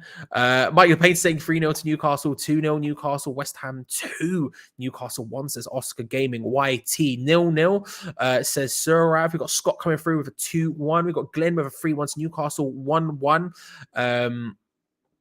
It would be bold. It would be wild. Listen, I want it. I need it. I'm literally living for the Europa Conference League now, and that's nothing. There's nothing else to it. 2-0 says Stephen. Logan says 3-0. Obsidian Curse says 3-0. Newcastle are pants. Newcastle, sorry, we are pants. 2-2 says Artel. 2-1 Newcastle. There's lots of Newcastle predictions. A couple West Ham home and away, for example, going for a West Ham win. But by and large, we are seeing a lot of Newcastle's. Personally, I'm going to stick with my 1-1. I think it's a bit bold. I know. I'm fuming, Sean. I'm fuming. I'm gonna stick with my 1-1. I'm gonna stick with my 1-1. I think realistically, it's probably a Newcastle win. I don't think we can think about it in any other way. I don't think we can argue about it any other way. Newcastle seem to be the favourites for many, many, many, many reasons, and it makes perfect sense, right? I don't think I could make an argument for saying that we aren't. It's very snowy, very snowy. I actually met a woman from Colorado a couple of days ago in London, and she was talking to me about the snow in Idaho. She didn't know anything about me or Idaho. It was very exciting for me. Didn't tell her, but I'm not going to make a logical argument for saying why I'm not going to predict a Newcastle win, even though I do think it will be a Newcastle win. But still, the teams are coming out. Thank you very much, Trini.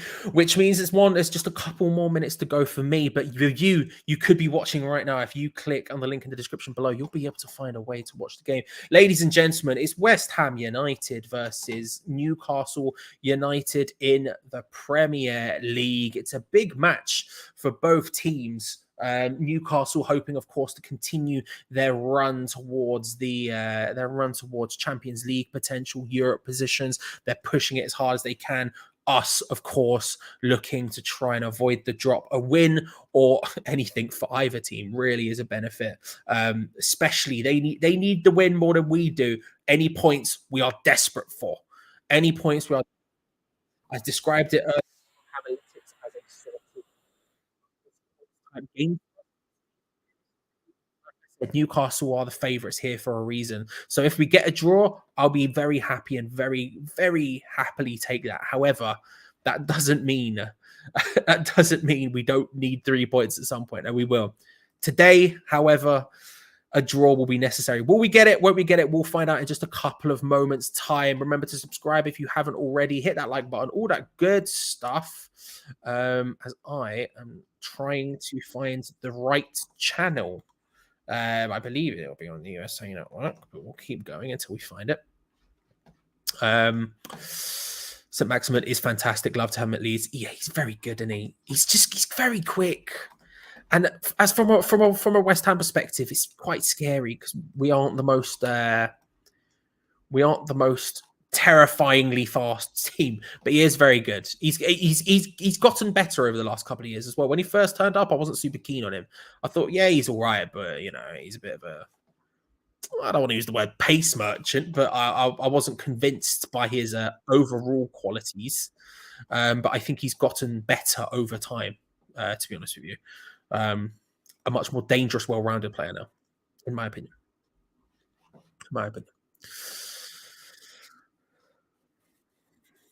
Really wanted Downs to start this one, says Swaz. Yeah, I can respect that. I personally am not too keen on Downs. I've decided. I don't really know what he brings to the team. I want to see him get run in the team and consistent game time, though, so I can actually try and figure it out. It's just right now I don't know what he does better than anyone we have. He just looks worse at sort of everything. But I want to see him get game time because, frankly, I clearly just don't know enough about him. And a game like this, get someone in there who can sort of battle, who can sort of be combative. Yes, that's useful, isn't it?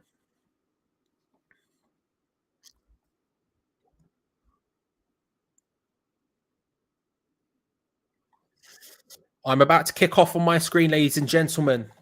Just in case you thought I'd forgotten to press go. Nope. There we go. We are underway. Deploy the boys. It's a false start, ladies and gentlemen. Rewind the thing. It's a false start. They've refused to take kickoff there. We took kickoff. It went badly. The referees pulled it back. Deploy the boys. Come on, you irons. It's time to run 2 things. It's West Ham United versus Newcastle United in the Premier League. 0-0 so far. Sweet. Good. So far, so good. Good evening, Rugi Gaming. I hope you're well. Thank you for joining. Appreciate it. I've forgotten to put the other people in the chat. Thank you. Give me a second, Dave. Mr. Burgundy, your name shall be appearing in just a second. I've just realized I've completely forgot to do it until just now.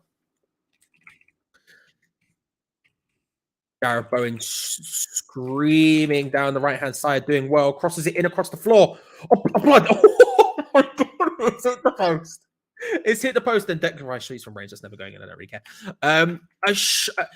Almost an own goal from I don't know who it was. Gareth Bowen speeding down the right-hand side, taking it past Dan Burn, who just can't keep up with him. Pulls it across, and I think is that Guimaraes? Might be Bruno or Joe Linton. I can't tell who it is. Just dives in, sliding, trying to stop the ball from going into the centre park. To be honest, didn't need to. There was no one really too dangerously there, and it ends up ricocheting off the base of the left-hand post. No one can quite get there. Flipping close, though.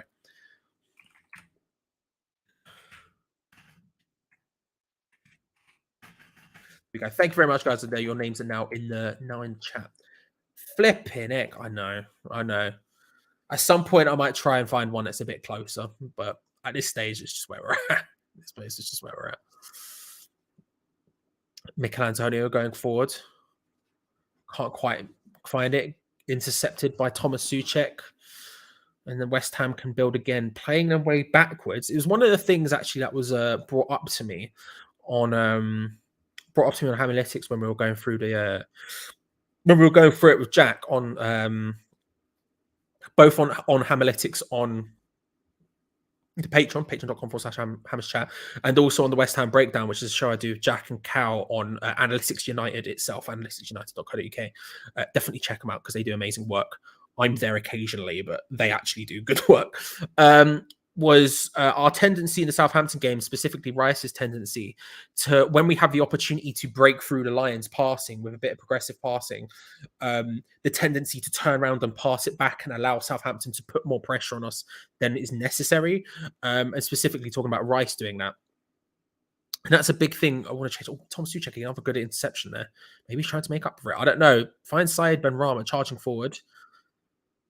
Takes his way past two. He's being dragged back, but he does well. Ends up not passing the ball to Mikel Antonio. It lands at his feet anyways, whipped in with his left foot, and we're going to get a corner. Not a bad start. Not a bad start from West Ham so far. It's got to be said. It's got to be said.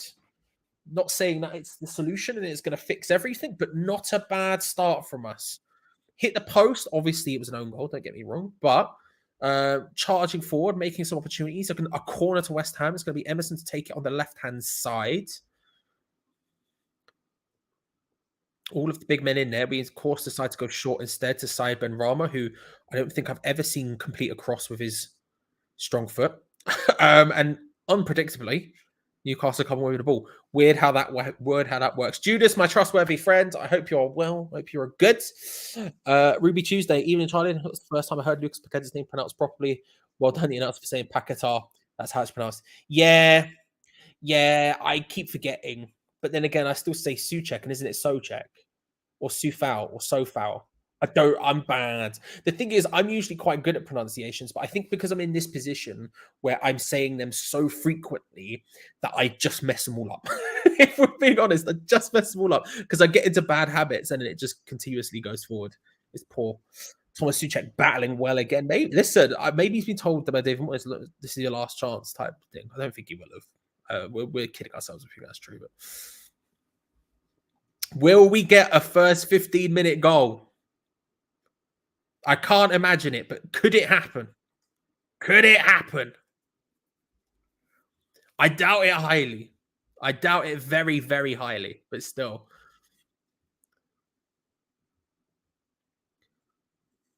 Trippier finds Willock. It's not Willock, is it? It's not Willock. Willock's not even playing. It's Murphy. That's who it was. Trippier, big spread out to Kera, who nods it out for a corner. Out for a corner unnecessarily, but he does it. Little bit of pressure. Again, St. Maximum was hanging around behind him, but I think a little bit of communication error there. He should have been told that there was no one behind him because the header is god awful. I mean, to be fair, he's probably trying to header it back to Fabianski. It's an awful, awful header. I've always had problems with him in the air, but that's not a problem I would have attributed to him before, and I don't want to beat him with it because he's not usually, but yeah, it's bad. Dan Burn, very tall man, Dan Burn, you know? He's a scary individual in terms of height. I love it. Get him in my team with Paul on YouTube. Trippier whips it in. Nodded away. St. Maximum takes it past one, puts it in. If your timer on the Callum Wilson bingo said 6 minutes, it's you were correct. I know there was some 8s. I can't remember if there were any 6. Callum Wilson with a headed goal. A headed goal. I don't think any of us would have picked that out. Just very easily played in, whipped into the box, nodded away from Emerson a bit awkwardly, but he does well. St. Maximum takes it past Ben Rama, and then it's whipped in, and Callum Wilson completely unmarked. Zuma's in there, Aged's in there, Souček's in there. I mean, Souček's nowhere near him, and neither is Aged's. It's Zuma's man if you want to pick out one person, but Callum Wilson, 1-0 to Newcastle. The vibes, ladies and gentlemen, they're strong. They're strong vibes. Don't you just love watching West Ham versus Callum Wilson? Madman of York, good to see you. Hope you're well, bro. Hope you're well. Hope you're having a good day. Paper Toes and Call Me Penelope. I'm thinking of the Barbie movie when you say that. Of course, the trailer came out today. Very exciting. But yeah, I hope you're well. Listen, we all miss Scott. We all miss Scott. And yourself. You're not, listen, and yourself as well, both of you. You know, the chat's not the same without you both. The chat's not the same without you both. Yeah, that sucks. Stuart. I suspect she'd go with the full name. She doesn't go with Stu. Brother Stu. I suspect she'd go full name. Played out wide to the left-hand side. Oh, palmed away from Nick Pope. I think Ben Rama just clipping it in. It deflected. Kara goes down, though. Free kick against Dan Burn. It's going to be a throw into Newcastle. Played in, lofted in towards the box, and it's sort of hooked away from Nick Pope. Not really close to going in, but out of nowhere, it just sort of gets close.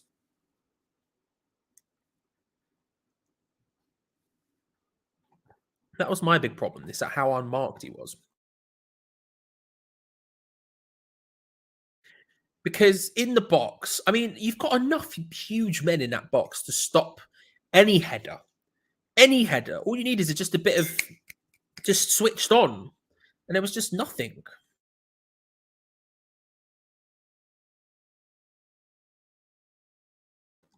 I don't know.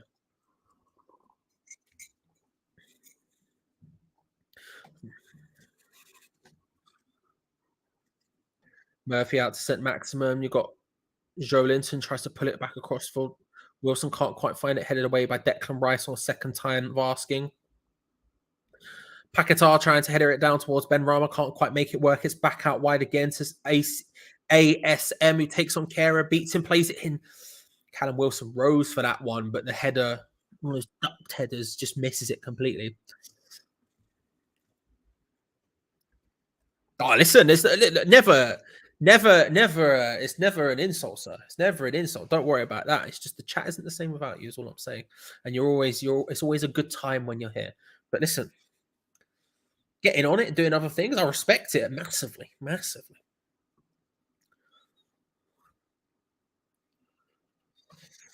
Please let this be the night he goes. Potter, Gerrard, Rogers, Carrick, please, anyone, I'm begging.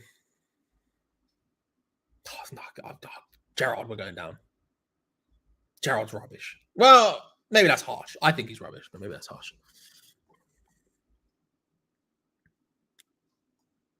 Trying to... I'll have to do.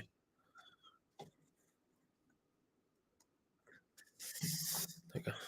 Sorry, I'm just changing the white balance of the camera. Because of my rosacea on my skin, it's constantly the reddest thing possible. And so I have to mess around with it, but then it looks unreal. So just got to go with it. It also helps it emphasize the blue to some extent. Still, it's 10 minutes gone to Newcastle. We started quite brightly first 5 minutes. If anything, their goal was a little bit against the run of play to some extent. Not really. It was that period had sort of disappeared pretty quickly, but now it's complete Newcastle dominance. And one of the good things I would say is usually if we went down, booting it long to Mikel Antonio, it's not going to work, is it? Usually when we go down, I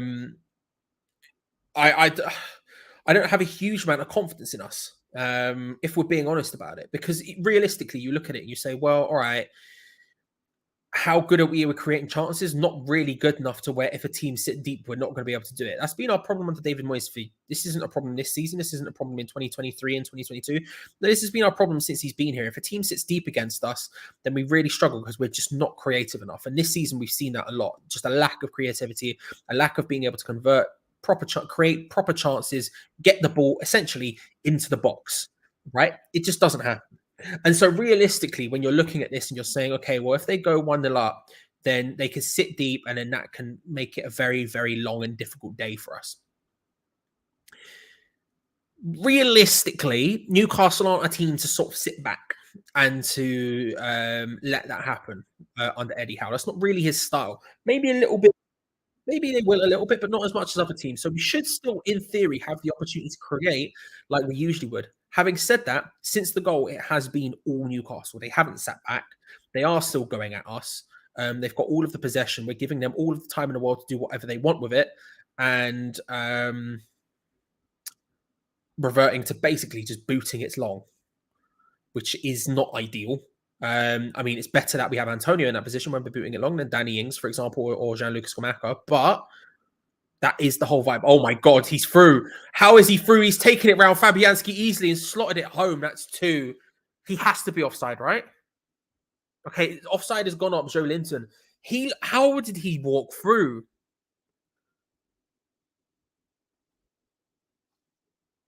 Let me have a look. He makes a great... Oh, that's really tight. It might go to VAR. I'm trying not to click on the chat because obviously you guys will be ahead and you'll know.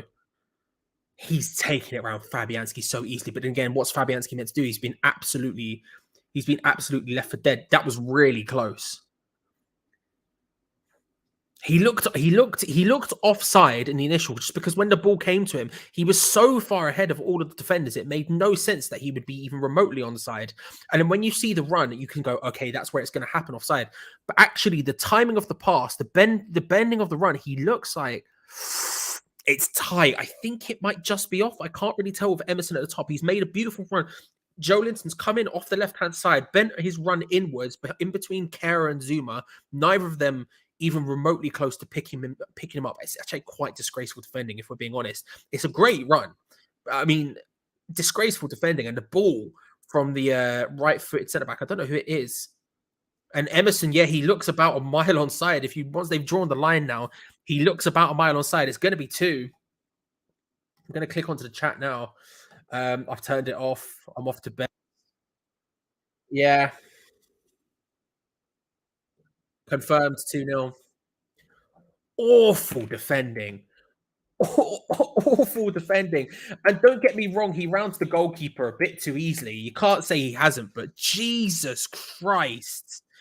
He's just look, he's come in wide from the left-hand side. He's come in sharp. Fabian Schär plays the ball through. He's coming wide from the left-hand side where he started in a little bit of an opposition, as opposed to being. It's not exactly a centre midfield position you would expect it. And he's bent his run in like that, and you've got Kera and Zuma both there. He's ahead of Kera. He's behind Zuma in that space, and then the ball gets played through between Zuma and Aged. It's a fantastic ball. A fantastic ball. I'm tempted. I'm tempted. And he's about a mile on side because of Emerson.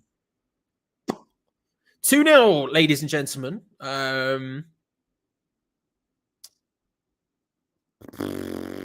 At this point, do we care?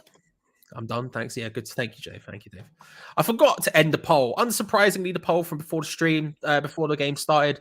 What will the result be? West Ham win, draw, or Newcastle win? Unsurprisingly, or the fourth option which was something else you can't be asked anymore, which is my opinion. 9% went for that. So thank you. 20% said a draw. West Ham win said 24%. 46% said Newcastle. Pretty obviously. I'm seeing some call for bells. Bells. That's not bells. Sorry, that's an angry face. That's it. I'm not playing anymore. I'm taking a ball going home for me. Yes, this was the one I meant to click on. Bell. There you go. Get the bells. Kev, you're not blaming yourself. I can't be asked either. I really can't. Bell. We've had enough for Bell. We've had enough calls for Bells. The Bell poll is going in. Bell, yes or no? Lobbing it in, seeing what happens. Picking up the vibes. You'll have until let's do 17 and a half minutes. Let's give it a bit of time. We're early in the game. They score within that time, and I'll just be fuming.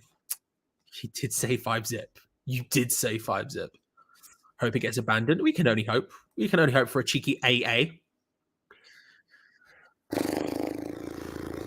Would this be the earliest bell ever?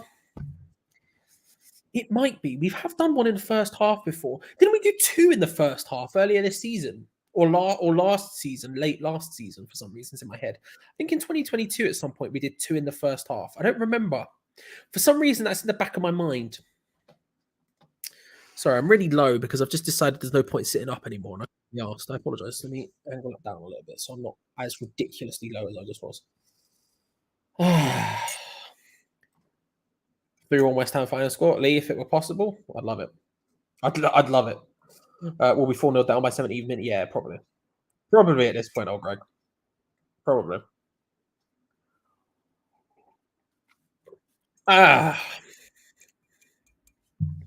Just get a full pack and get all the bells. I think I've only got 2 or 3. There's only 2 or 3 in there. I can't remember if we had one in the Southampton game. I can't remember. I don't think we did because we were winning. Maybe we did. We did. There's 2 left. If we didn't, there's 3 left. I haven't actually checked since then. Finding it hard to watch this game. It's crazy. All that money on the pitch and under 21s are doing it for that. Yeah. It's just... Do you know what it is, right? It's more than this. When I say, do you know what it is? It's significantly more than this. This is just one thing I'm going to angrily throw out into the world now, as if that's the only thing to say. But do you know what? We set up to be ultra defensive. That's our entire shtick. Is not conceding, and we've conceded 2 in 15 minutes at home. And it's not even like we've set up to go for it, you know? The poll has ended, by the way. It's not even like we've set up to go for it because we're at home. No, we're still playing as we usually do. And yet somehow we've still conceded 2. The poll says yes, by the way. 66% said yes, 33% said no. Tito Kara is remonstrating because it's going to be a free corner. 3-0 up to F2 already. Yeah, not wrong. Just checking the chat to see if there's... You guys will be ahead of me, so I can't see anyone shouting the word goal. So that means I can go and get this... Go and get you... I'm sitting with a duvet. Go in and get this baby bell without the stress of missing anything. While I'm away, Danny will entertain you. Where is he? There you go. There you go. Enjoy yourself, mate. I wanted to touch him.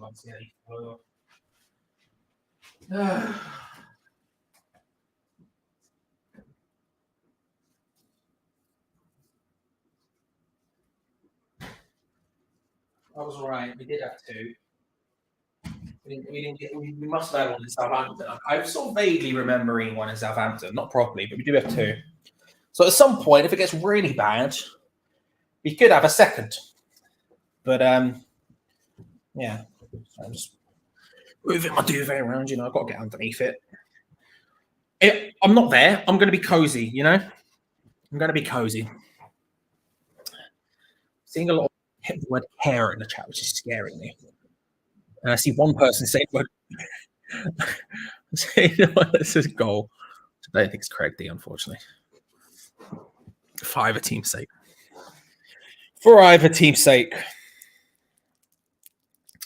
What is the point of football, you know?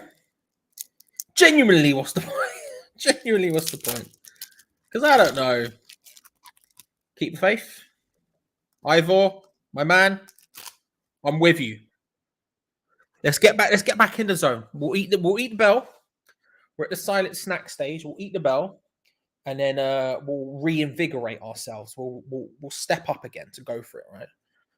No more sad, Charlie. Going for it, Charlie.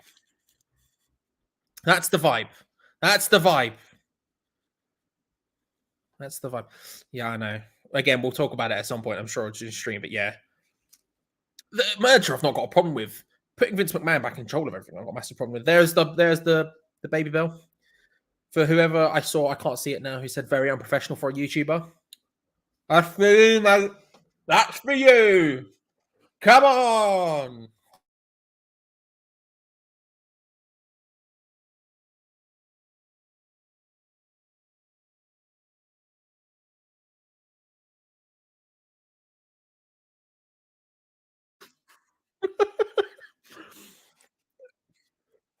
The temptation for the bants would be strong, but I don't want to annoy him like that. The temptation for the bants would be very strong, though, GP. I can't lie.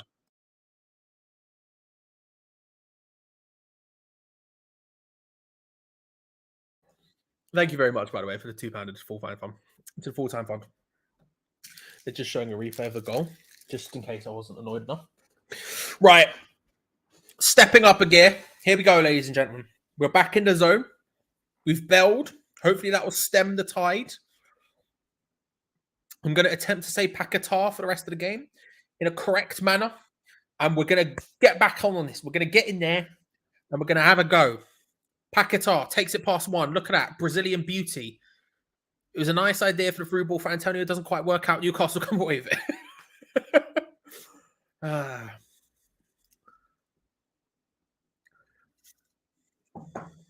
Big cheers coming from the home end. Ben Rama looking for Souček. Can't quite find it. It's going to be a free kick to West Ham. I don't know where the foul was. There was a foul. Yeah, sorry, bro. My bad. Happens to the best of us, you know. Happens to the best of us. It's happened to me before. Never. I remember. This is a non-story. It happens to the best of us. Hope you're well, by the way. Hope you're good. If you guys haven't checked out the Timers Podcast YouTube channel, I would highly recommend it. We played over the top, nodded down from Agard, who stayed forward there. Couldn't quite get a nod down back towards the box. Big who forward, looking for Callum Wilson. Good interception from Declan Rice. Nicely done. And then finds Lucas Fabianski. Could have gone short. Instead decides to go long, looking for Antonio. Instantaneously, Newcastle win the ball back. It's kind of a pointless endeavour, I feel, a little bit. If we're pumping it long towards him, that's fine. I like the idea, but realistically, yes, it is. It's a bell in case of whatever the hell, you know, whatever we can get, we take at this point. Realistically, going long, I understand. Yeah, I understand it. I disagree with it because they're so big. Now, if we were pumping it long and it was ending at the head of Thomas Souček was actually going to win those headers as opposed to Mikel Antonio, sure. But Mikel Antonio's not really going to win the headers. We're going to have to battle for it to drop to his feet, and then he's able to turn and do some stuff with it, which is the idea. Newcastle's defenders are very good and very big. So it's not great. Tilo Kehrer, good first touch. Storming forward now. Has an opportunity to find Jarrod Bowen. Does well. This is good. Nice underlap as well from him. Has to curve his run a little bit because of the offside. West Ham maintain possession of the ball. One day I went to Lidl. Do that. I do want to go. Apparently, my mum was saying it to me. I saw my mum the other day. And she said to me, they do really good Portuguese tarts in Lidl. Take that information and do with it what you will. But I'm all right, mate. I got a bit of a cold, but apart from that, I'm good. Well, and apart from the football, obviously. Antonio trying to find his way and can't quite make it home. How long is he out for? I think it's going to be 2 weeks. I might be wrong. But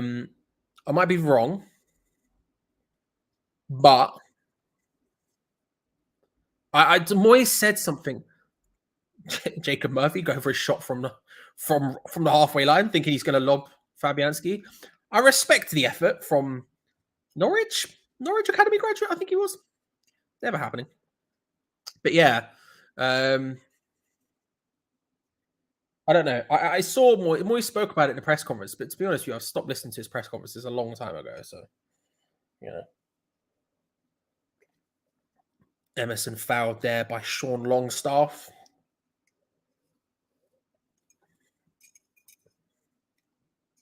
The man who'll probably never leave because he's club trained. So once they get into Europe, it'll be very useful to have, even if frankly he's not that great.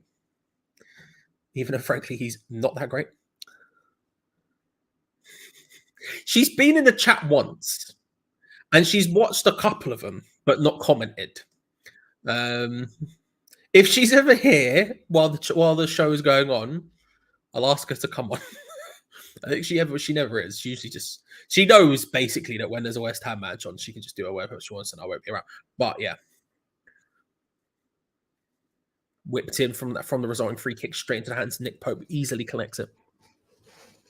But yeah, if she's ever here when I'm doing one, I'll get her on. Great question, Michael. I'd say pizza because I've never had a kebab, much to Major's displeasure. I've never had a kebab, much to my own stomach's displeasure as well, probably. So pizza, big pizza guy. Awful pass out from Newcastle. Declan Rice slots it into Thomas Souček, holds it up about 3 different people, wins a free kick in a good area. Wasn't really any options for him. Bruno Guimaraes is complaining there that Thomas Souček won a free kick. It did look like a free kick to me. It's played into Thomas Souček. It doesn't really have any options, and he just has to try and muscle his way to keeping the ball under pressure from Sven Botman, Bruno Guimaraes. Guimaraes. It's going to be a free kick. I mean, I would be excited if we had a half-decent free kick taker, which we don't. Well, Ben Rama, actually, having said that, Ben Rama's not a bad free kick taker, to be fair. He's got a couple of people standing over it with him. Gerd is there receiving instructions. Emerson's standing over it. Paquetá is also there. Like I said, as much as I criticized Ben Rama before the game, but he's not a bad free kick taker, so he could be a good option to take this. I would probably have him on free kick duty. Let's see what happens.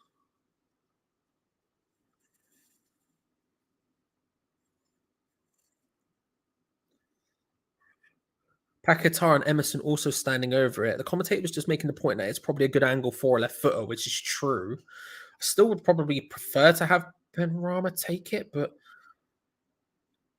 I haven't really seen too many Paquetá free kicks, so I can't really speak too much about it. He looks like he's going to take it. He does. Not a bad idea. Tries to slot it into the far corner with a little bit of bend. Doesn't quite make it work. It's going to be a corner, though, straight off of it. I've never had a Philly cheesesteak. I'm not even entirely certain what one is. I was talking to Lucas the other day about pizza bagels, which is something, again, I have not experienced, but he was talking about and sounded like an incredible thing. I need to get involved in that. Whipped in from the left-hand side by Emerson, over the top of everyone, nowhere close. Bit of confusion between Paquetá and Ben Rama there. Neither of them end up hitting the ball. Paquetá collects the ball.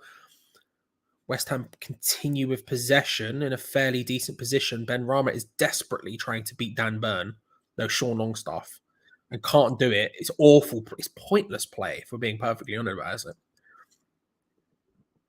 Good tackle back, though, there. Declan Rice can now charge forward with the ball. Does well. He's got Antonio alongside him. Finds him. Can't convert the shot. I think it's going to be another corner, though. Sven Botman with the block.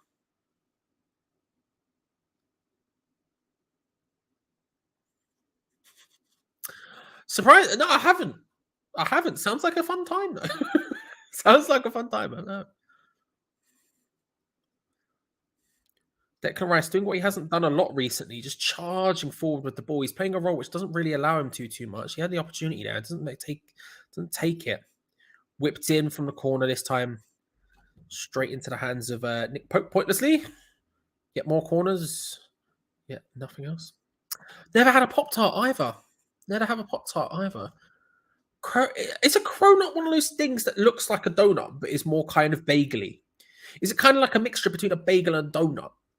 If that is, then I've had one. I had like an Oreo one from like a bespoke bakery in a very posh part of North London once. And I'll tell you what, it was good. It was good, if that's what that is.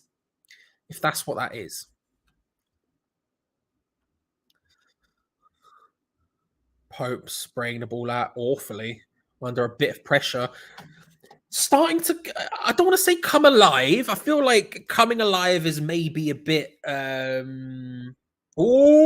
Antonio goes down. Referee not moved. Large shout for a penalty. We suspect we might see a replay at some point. In the meantime, Newcastle have the ball. I don't want to say we're coming alive, but we're certainly growing in opportunities.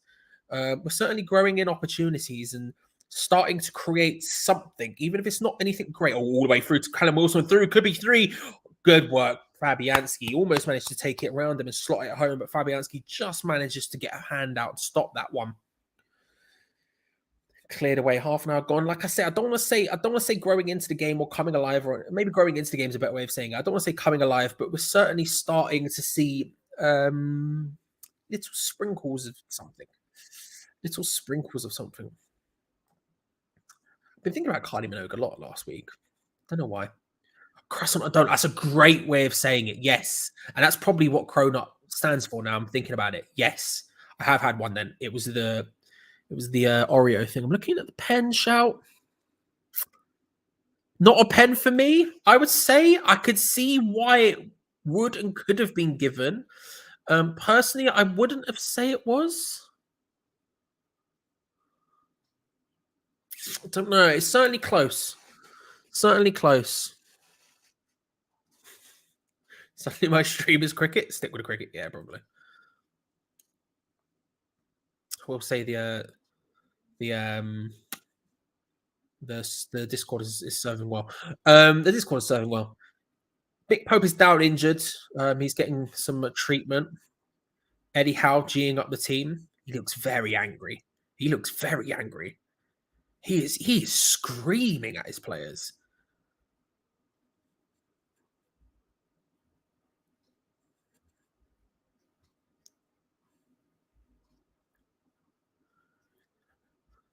Very. It's just looking at it there. Eddie Howe screaming at his players while the opportunity to have an opportunity to actually talk with the team. West Ham, we're not having a conversation with David Moyes at all. Ball through from awkward from Agard, wasn't it? Looking at that opportunity where Callum Wilson took it round Fabianski and managed to stop it. It was an awkward touch from your boy Nathan Agard.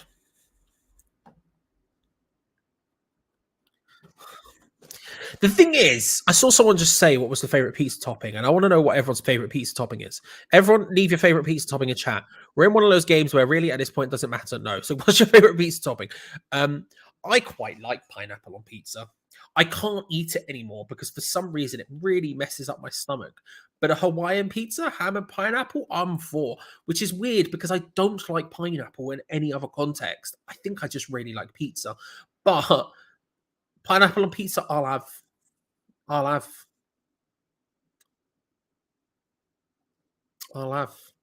favorite topping, though, honestly, is just a margarita with sweet corn.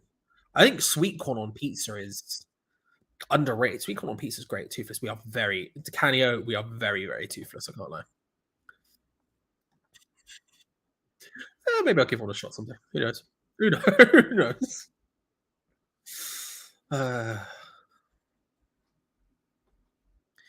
Yeah, no, I've realised that after the fact, James. Once someone said croissant and donut, and then I thought, yeah, it's kind of like a croissant, isn't it? And then I realised, oh, yeah, there's the question. John said it. What's your favourite pizza toppings? Thank you very much, John. For providing the fun that West Ham can't at the moment. I appreciate it, John.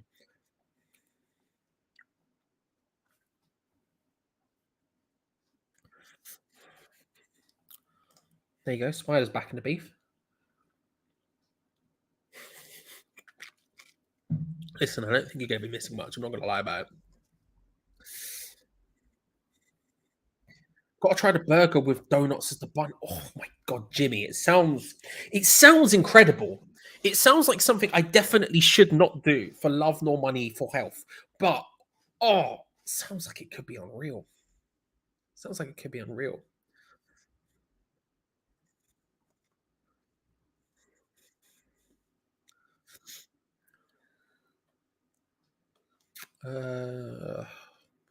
Big ball forward. Again, just sort of pumping it and hoping something happens. Thomas Souček trying to battle to try and win that ball back, and Newcastle adeptly play it round the press. Big tackle, Thomas Souček. No prisoners with that one. It's an easy foul, but you love to see it. Just a big, just get in there. Have it. Listen, we can agree to disagree. Pepperoni and chili, all the meats, ham and pineapple, pepperoni 100%. Pepperoni is very good, to be fair. There's a lot of pepperoni chat. Pepperoni is very good. Anchovies, I've never tried on a pizza. They're very salty, is what I've heard. I've never tried an anchovy in general. There's the episode of Futurama about anchovies and pizza. I've had love ham and double pineapple on pizza. Kev is going fully in, fully committing. I respect it. Pepperoni, bacon, and pineapple. Bacon is good on a pizza, but bacon's good in any situation, you know. But I agree with that. Bacon, I've never tried it with pineapple, but I think it's a cross from Newcastle. Easily going to be a goal kick. Not a very good cross at the end from Jacob Murphy. Pepperoni, filthy meat, doner meat, pizza.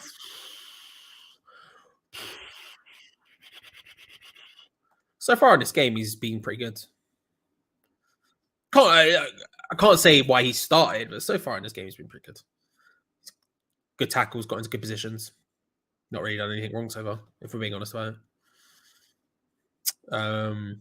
But why he started and why he's still on the pitch are two completely different questions. Mushroom, pineapple, pepperoni, and sausage. Belcard going for the full works, and I respect it. I don't know. That I don't know. I can't. That's one I can't explain. I guess Kara had an all right game against Southampton, so he stayed in. I guess is the argument, but Vlad's not been playing for a while, so I don't know. Pepperoni, pineapple, and olives. Olives I can't get behind. I respect the selection, you know, and if it's in front of me on a pizza, but olives specifically, I can't back. Don't know why. They've just never been for me. It's been a bad week. it's been a bad week. I got very angry watching Raw. Realized halfway through why when I checked Twitter and I saw what was going on. I was like, okay, I see why I'm not enjoying Raw. I'm going to bed. Went to bed. Can't go to bed halfway through this. That's not an option for me. So it's my out. Listen, put it on a pizza. I'll eat it. And I'll be very jealous. Newcastle with the corner, whipped in from the left-hand side, cleared away from Kieran Trippier. Sorry, played in by Kieran Trippier and cleared away.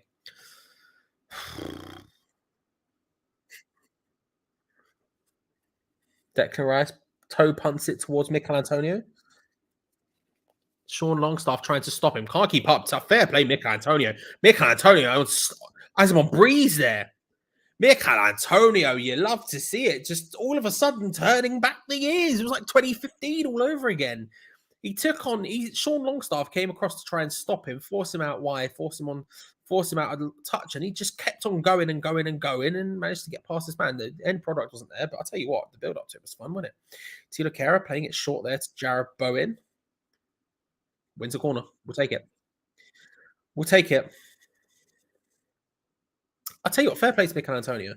He might have been like 10, 20 seconds ago and Olu on the other side of the pitch, but us getting a corner out of that was basically down to him just getting that ball going with it. And that's what he brings. That's as why you can't put Danny Ings or you can't put Skamaka in that role and just expect him to do it. They just can't do what Mikel Antonio can, which is exactly that. Whipped in for the left-hand side. Zuma. Oh! It's not over, ladies and gentlemen. Kurt Zuma gets the goal. A great header as well. Rises well. Nick Pope, who stayed on the pitch after his injury earlier on, is still on. Completely misses that cross from the corner. And Kurt Zuma with a power header down and off the floor. It's a perfect header. Whipped in from Jared Bowen on the right-hand side. Kurt Zuma attacks the back stick and bang, headers it in. It's a great header, but if we're being honest, Nick Pope should be doing better. Mikel Antonio is just standing on him, which is exactly the point. It's the old Kevin Nolan trick. Standing on Nick Pope, and Nick Pope can't adjust to get his hand to it anywhere near quick enough. And as it goes past him, sailing past, Kurt Zuma rises, bosh. Ow. Down and off the floor into the down and off the floor and into the net. It's good. 4 minutes gone, 2-1. And we've been better recently. Yeah. Last, little while there, we've been better. We've been better. Am I trying to convince myself more than anything? Yes. Yes, I am. But we have been better. We have been better. Yeah, quickly. Go, go, go. It's only 2-1 now. Goal difference. Quick. Keep the faith. Ivor was calling it from the start, mate. Keep the faith.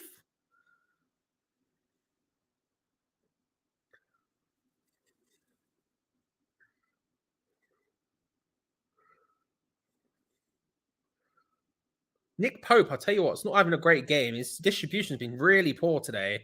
And yet again, there, he's lost out the ball instantaneously. Declan Rice's pass is wayward and Newcastle get the ball back. But let's be honest, his distribution has been poor, Nick Pope, and I suspect a potential injury might not help at all. Callum Wilson has picked up the ball, though. He's under pressure from Kurt Zouma and Declan Rice with gets a good foot in, and then under a bit of pressure wins the ball back. Now he can forward with it. He's got people ahead of him. Sort of freezes, plays it into Bowen, who loses it out instantaneously. So, Declan Rice didn't have any sort of perfect options, and so instead of passing to one, just sort of stops and sort of slows it down enough to where we end up losing out on the opportunity a little bit. But good, we've been better. We have been better. We just have been better since about half an hour in, or whatever it was. Maybe a bit later than that. We've definitely been better. Yellow card there to Emerson.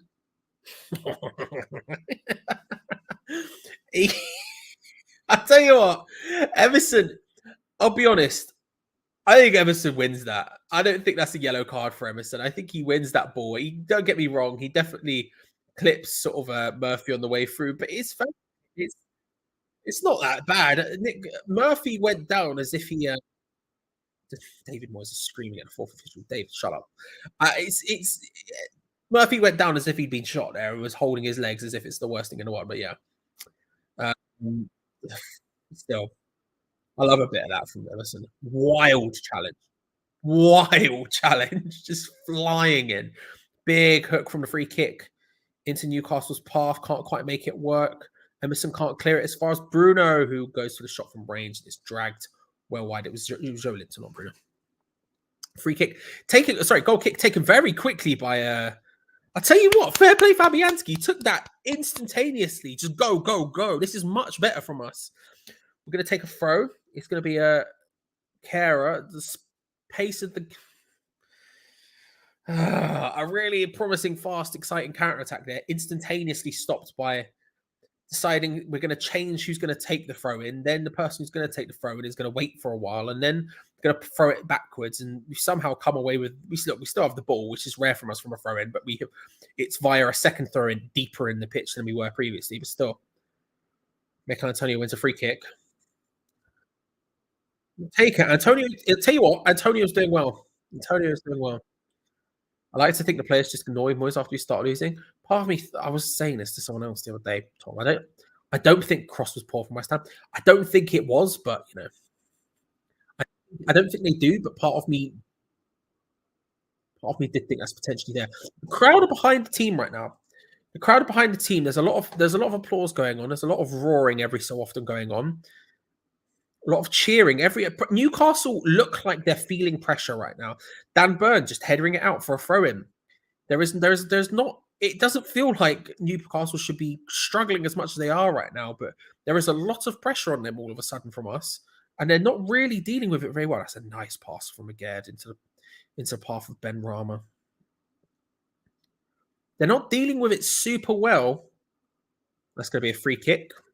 Free kick against one of the Newcastle players, Joe Linton there on Paquetá, on his international teammate. Does Joe Linton play for Brazil? I don't know.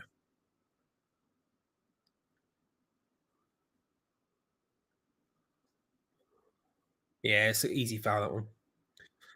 Easy foul.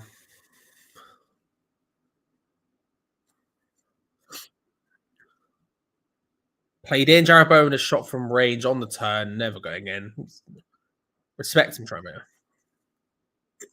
Yeah, I like it, Lewis. Just going in. Don't get me wrong, it was reckless and wild, but that's the sort of thing I want to see. Just having a big swing, go for it. Why not?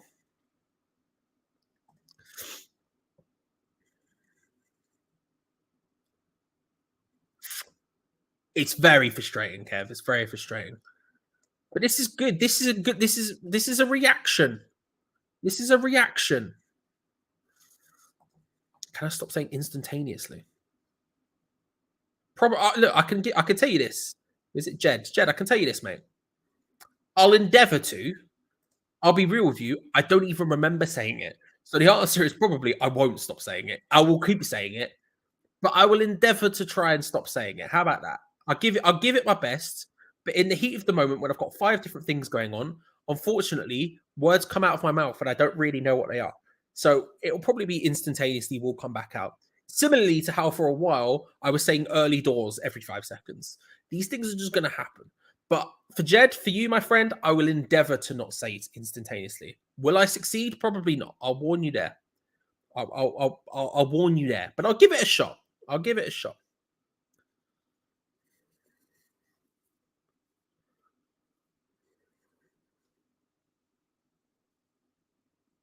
Three minutes of stoppage time. We've got a minute and a half left to go. Newcastle just trying to slow the pace down now. Passing it around very slowly amongst themselves. Looking to just get to half time. 2-1 up. Slow the pace down. Take all of the momentum West Ham out of that game. It's a smart thing to do. Probably the right thing to do at this stage. They're not taking a couple of risky passes there. Thomas Souček, apparently that's a free kick somehow. Not really sure how, but you know.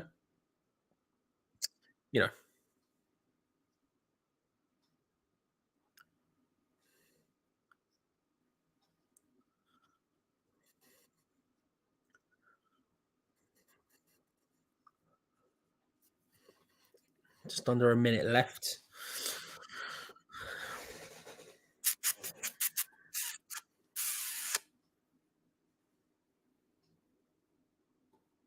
I'll give it my best, Jed. I promise. I apologize.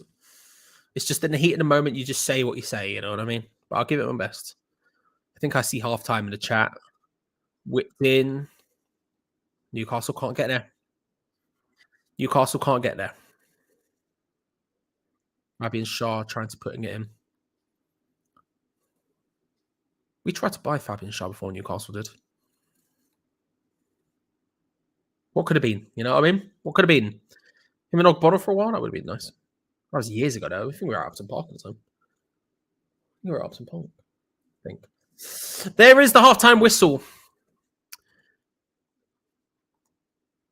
At halftime, it ends. Newcastle United 2, West Ham United 1. A much stronger end to that half than I was expecting. It's frustrating that, as per usual, we have to wait until we've gone behind to do anything. And it's frustrating that for a team who set up to basically just defend, that we end up going down all of the time. 2 goals. However, since the sort of 35th minute or whatever it was, pardon me, we've been good. We've been good, and we've put Newcastle under a lot of pressure, and they've not dealt with it very well. Nick Pope specifically, his distribution has been all over the shop, and I suspect maybe some of that might be down to his injury that he picked up. He seemed to pick up an injury and just hasn't gone for it, and just hasn't come off, which is whatever. Fair enough. I get what it is. But the fact that we've scored against one of the teams that are one of the I think they might have conceded the least amount of goals or have the most clean sheets or whatever it is in the Premier League, and we've managed to get a goal, is a good sign. And we've put them under a lot of pressure towards the end. It's not it's annoying because obviously that 10 minutes of good work, 15 minutes of good work, whatever you want to say, was obviously undone at the beginning of the game, where in 15 minutes they scored twice. Should not be allowed to happen. And when you're conceding 2, you have to score 3 to even get a result out of the game, which is a bit of a pain in the ass. However, if you're looking at just the momentum from the end of that half, it certainly was all ours, and Newcastle would have been significantly happier to get to half time than we were. Frustrating, massively frustrating, because again, if we just had a little bit more to us at the beginning of that game, we wouldn't have had to have come up with this basically. We wouldn't have had to come up with something like that. But ultimately, we take it. Gonzo, how are you feeling? I'm all right, mate. Yeah, better, to be fair. Let's be fair. I would imagine everybody was fearing the worst, weren't they? I was thinking of a thrashing, actually, was on the card. Such was our bad defending. Yeah, not too clever at all, mate, really. But we pulled it back. We're in the game. That's the most important thing, really, I guess. Didn't think we'd be able to. Some players are starting to not put a shift in, but starting to have a little impact on the game. I think Bowen might have a role to play in this game, actually. Yeah, like I said, I was just saying, super frustrating that despite the fact we just had a good 10 to 15 minutes, whatever it was, where we looked really good, we were putting on a lot of pressure. Nick Pope is passing all over the shop. They look like they're crumbling a bit from the pressure. Yeah. It's very frustrating that comes after they're already 2-0 up and, we start the game so horrendously. But... Well, I thought we started well. I thought the first 5 minutes we were very good, actually. I agree with that. I think we tried to start, but it's defending. The defending was atrocious. I mean, you could pick up loads. Do you need to skedaddle, mate? Yeah, I'll let you go. I'll be back in a sec. All right, matey. So hello, chat. Hello, everybody. Nice to see you all here. I don't do this too often, do I? But what are we thinking there? That was I think it's utter relief, really, that we're probably getting back into the game. I've got to be honest. When I was watching that at the start, when we were 2-0 down, I thought we were going to get a tonk in here. I thought we really will, and I was thinking Moyes will go. Moyes will go today because it was looking so bad. That being said, we have come back. I think Rice is starting to get a bit of a grip in midfield, which is good. I still think that ball is there all day long, that ball through the middle. We saw it where Fabianski came out, didn't he? And Fabianski sort of thwarted Wilson.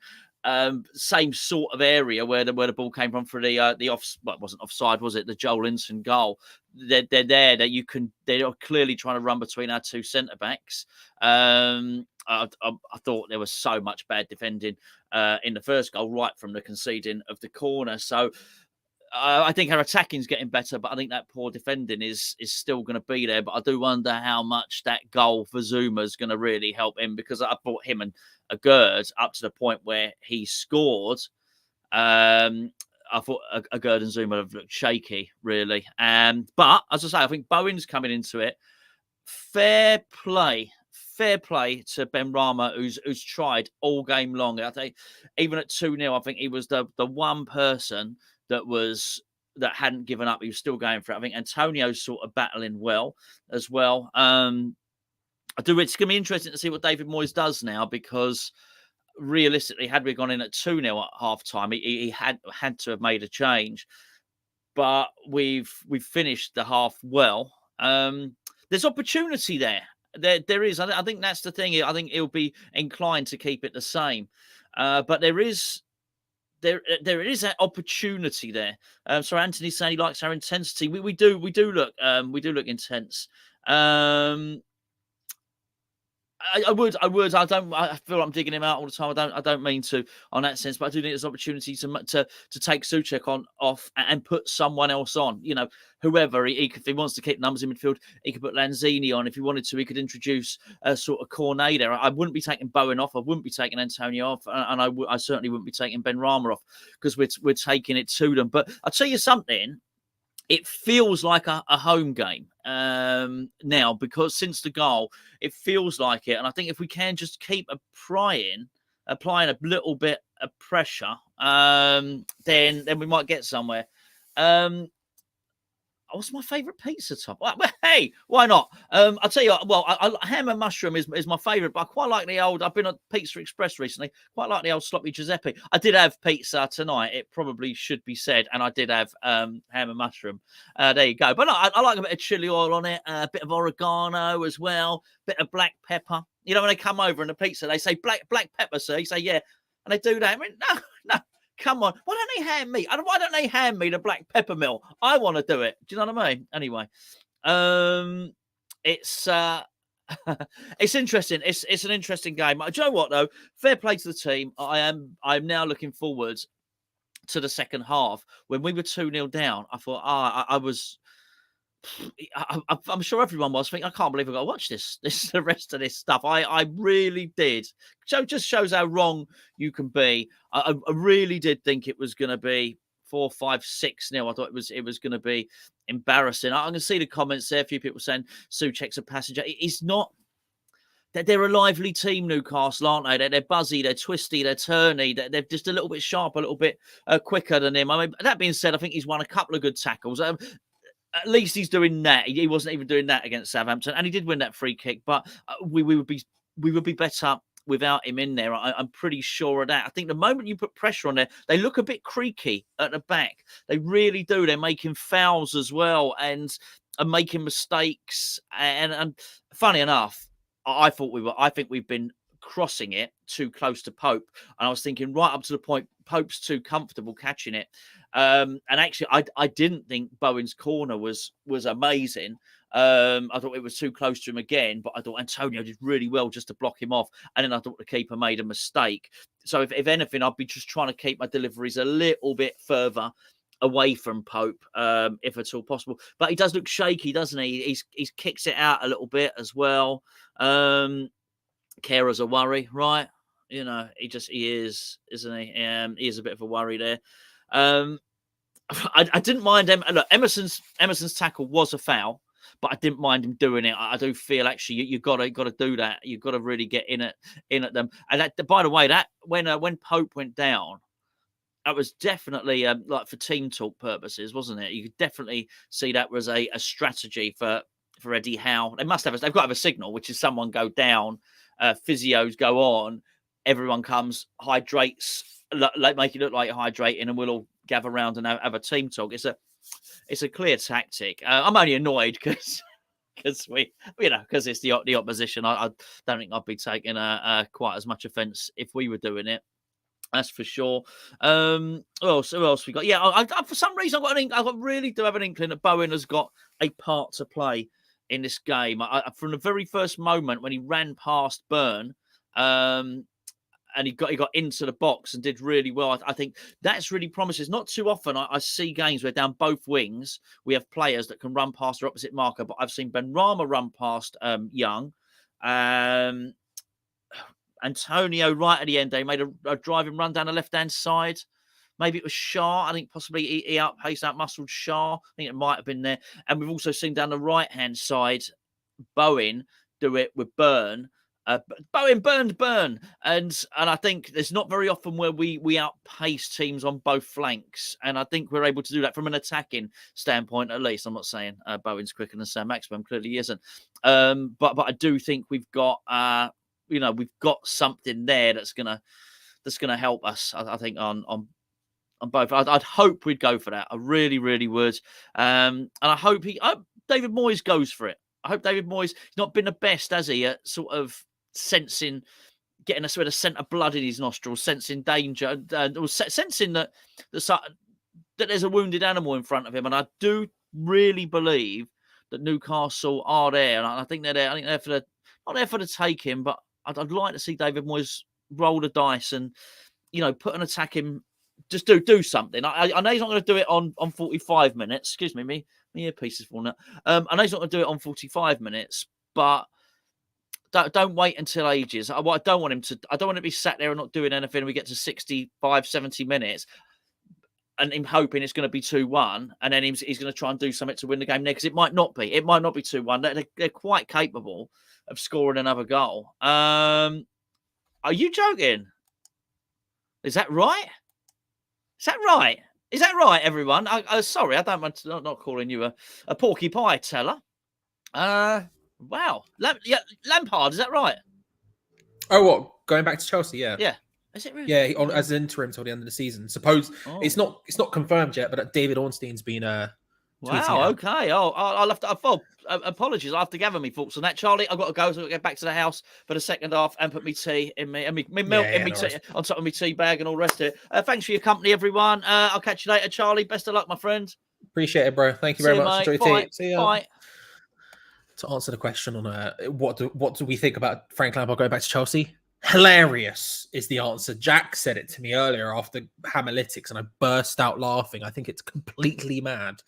But then again, he said he didn't know what he was doing. I thought, listen, I was happy to give Todd Bowley time, but I think this might prove they're a little bit off the ball there. But what can you do?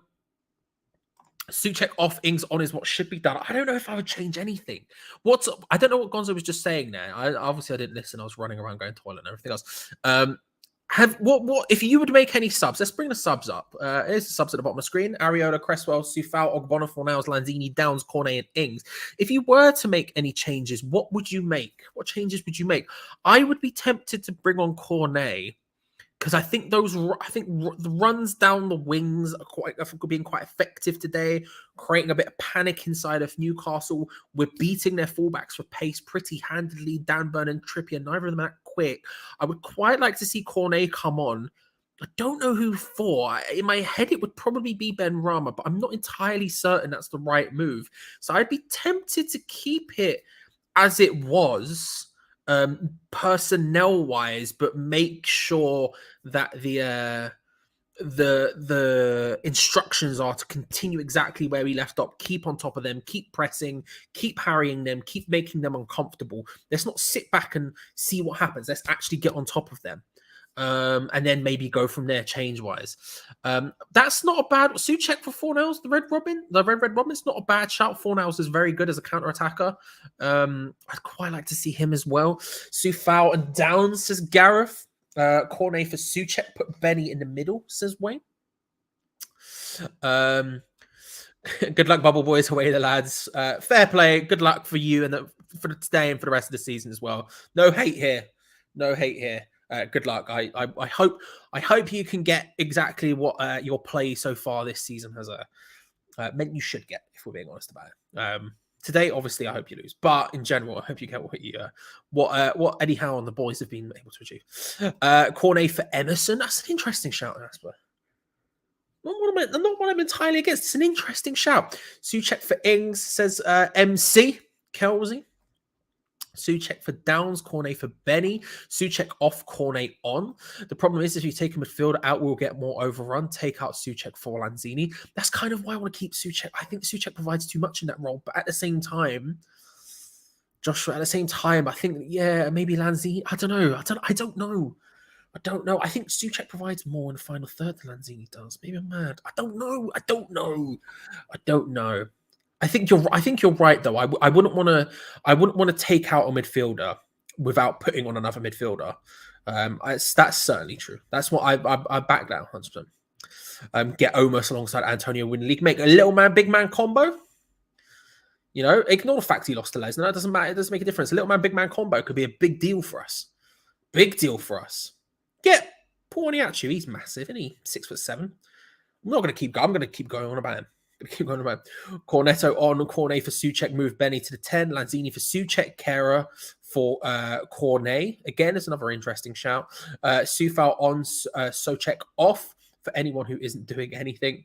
Let's hope we can come out fighting. That's the key. Like I say, I think regardless of if you, I want to be quick. And he's not that quick. I'm not talking necessarily sprinting. I think decision making is just a bit. I think because he's so good on the ball, Schizo. This is my opinion. I think because he's so good on the ball and is confident when he takes on his man one-on-one, he tends to slow down and take on a man. Whereas I just want quick, go. No time at all. We need to get at them. We need to put them under pressure. Let's not give them time to think. I want to be on top of them. That's the only reason why. Regardless, though, it seems to be no changes as the second half is about to get underway. Newcastle to do it is West Ham United 1, Newcastle 2 in the Premier League. Live at the London Stadium.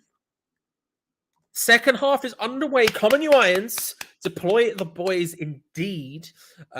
Big second half for both teams. Newcastle, who were on the ropes, it felt like, towards the end of that second half. West Ham all over them. Again, much of the same. It doesn't matter what personnel we end up having. It ends up not being any changes. Oh my God, West Ham caught. It's 3-1. It's Callum Wilson.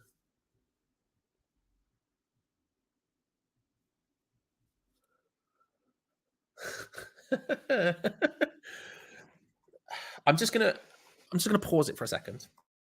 I'm just gonna mute myself.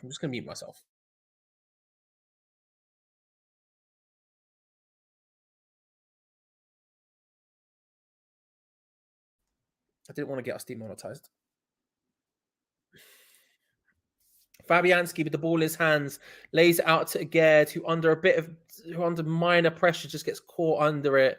Murphy takes the ball, literally just takes the ball from him.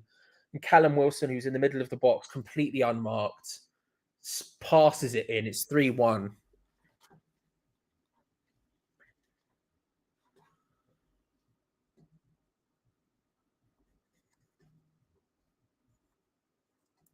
That's just disgraceful, isn't it, if we're being honest about it. That's not a Moyes issue.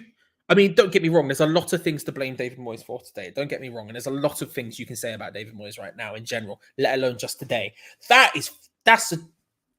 Hang on, let me mute myself. Let me get no mute button. That is joke, bruv. That's ridiculous. How can you concede a goal like that? That's insane. What the hell was that? I just don't want to get demonetized. This I don't want the entire channel to use money because of something I say. Basically, with what YouTube's like, it's better to be not. What the hell is the point, man?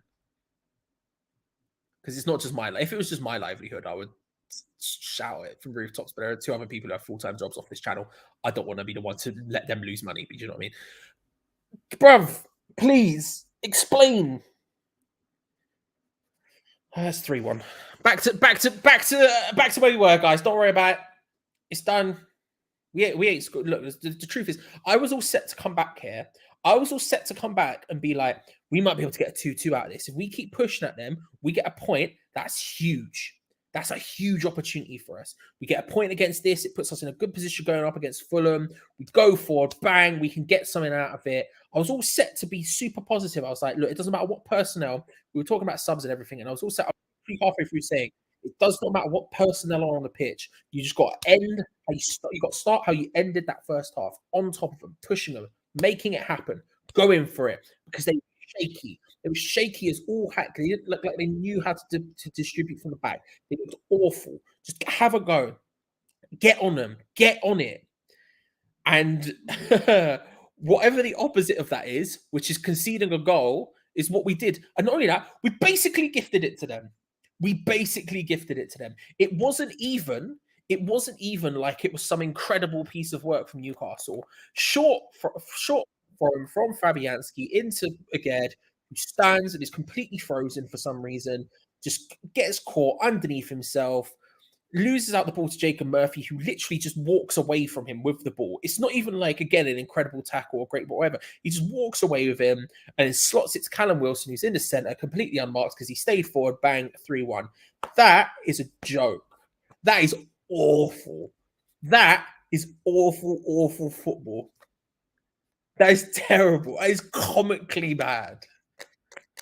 Who gives a hoot? You know? Shades of Titus Bramble. Jesus Christ.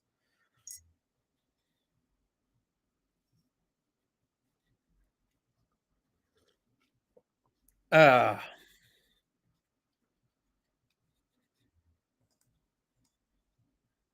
just mad. It's just madness.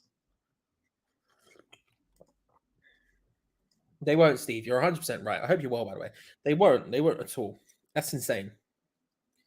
We just gave them the ball. The people want it. The people want it.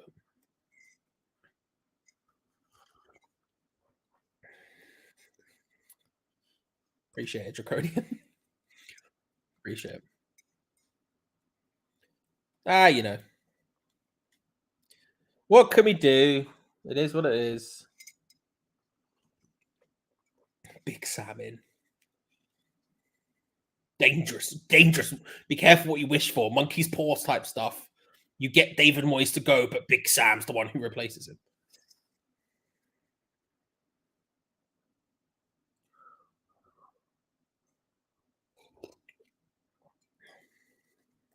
Yeah, no, it was. It was. Like I say, if we got oh, you're not wrong. Here comes the money. Jumps in the air, does his quad. Here comes the money. Money. No, it always was going to be hard to get a point. I didn't expect a point. I hoped for a point. but I didn't think we were going to get one. I felt like coming into the second half, we had a really good opportunity to get one. Thankfully, we gave them we gave them the 3 points, didn't we? So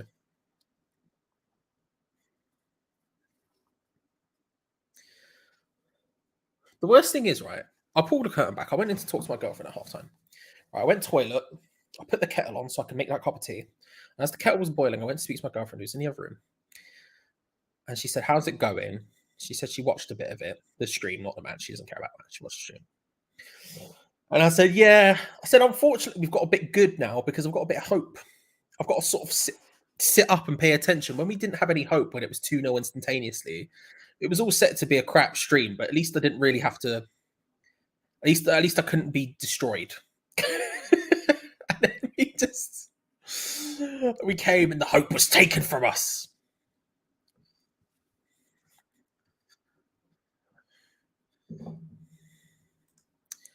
Not now. I don't think before the end of the season. I think before the end of the season, you've got very few people who would actually be an option to take us, if we're being honest. I think Potter would be intrigued by West Ham in the summer. I think Potter would, just because there's so many half decent players in this team.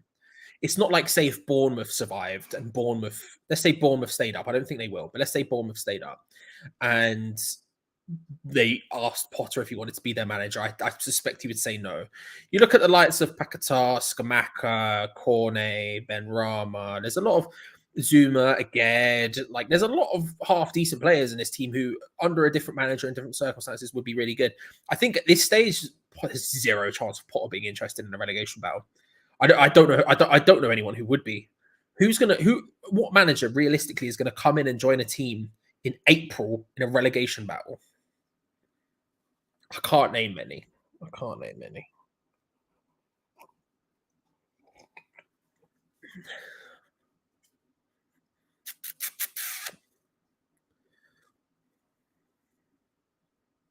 Rodgers? Do you reckon? Do you reckon, Nathan? I don't reckon he would. I don't think he would. I think he's just left a relegation team. I think he'd wait until the summer as well, because I think he'd have options in the summer. You know? What do you get if you're someone like Brendan Rodgers or Graham Potter's another good example, as Newcastle are trying to get a fourth here. Antonio wins a free kick. We'll take that. I think if you're Rodgers or you're Potter, the question I would ask myself if I'm in that scenario is what I gain from keeping a club in the Premier League. The answer is nothing. Does Brendan Rodgers' reputation get any better by keeping a team in the Premier League? Does Graham Potter's reputation come in and keeping a team in the Premier League? I would argue no. I don't think it's like there's three reasons why you would take a job. There's 3 reasons why you would take a job in this scenario. The first one is for money. You need the money, or you want the money. Not need, want. And do Graham Potter or Brendan Rodgers, if we're using those examples, need the money? No, they don't. Right? So you can cross that one off the list. The second one is if they need the reputation. And you say, well, does their reputation increase by joining, say, West Ham and keeping them up? Well, St. Maximin, that's really nicely done to Joe Linton. Back to St. Maximin, looking for Callum Wilson's shot. Save from the goalkeeper. It was Jacob Murphy, not Callum Wilson, who hits it at the end. Save from Fabianski. That's good stuff. Great play from Newcastle. And Jacob Murphy, who sat there like that because he knows he's annoyed. It's a great play. Searching pass is really nicely done by Newcastle. Huge crossfield diag to the left-hand side to St. Maximin, who controls it down first time into the path of Joe Linton, who smartly backheels it to ASM, who lays it short to Jacob Murphy. And that's a good save, Fabianski. I tell you what, Jacob Murphy's got to be annoyed by himself there, because if he hits it, I don't know. That's a good save from Fabianski. He should be finishing that. Going to be a corner to Newcastle. Left-hand side, take it, whipped in swinger. The headers sort of get amongst themselves. Jesus Christ. Tilo Kehrer nods it away almost at the death there. Very awkwardly done. They sort of got in each other's way, and Newcastle under a bit of pressure play it all the way back to Nick Pope, who hoofs it forward. Yeah, as I was saying, the third option, the second option is for reputation, right? Looking for a long shot from range again to try and lob Fabianski for a second time there. This time Callum Wilson going for it. No, not a dickhead. No, is the answer. Look, fair play for him to go for it, but you're not Wayne Rooney. Get in the bin. The second option is because you gain reputation, and did Brendan Rodgers or Graham Potter get any reputation increase from keeping West Ham in the Premier League this late on? No, not realistically. The third option is if you really think you could keep them up, if you really think, right, I could definitely, if this team are definitely staying up and they have a great base to go on and do something much more than just survive next year. Because ultimately, neither of those managers would want to be in a survival fight next year. They would want to be in a club who are mid-table, sort of maybe going for Europe, right? And I think there is an element of that for us. Realistically, can you be certain that you're keeping West Ham up? Not this season. So I wouldn't do it if I was either of them, and I don't think either of them would.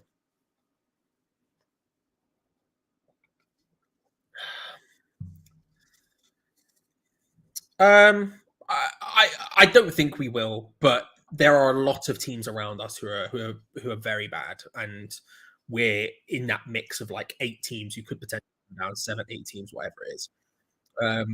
I think it will go down very late on in the season. If you ask me to put money on it at this stage, I would say we won't go down, but it's going to be very tight. It's going to be very tight.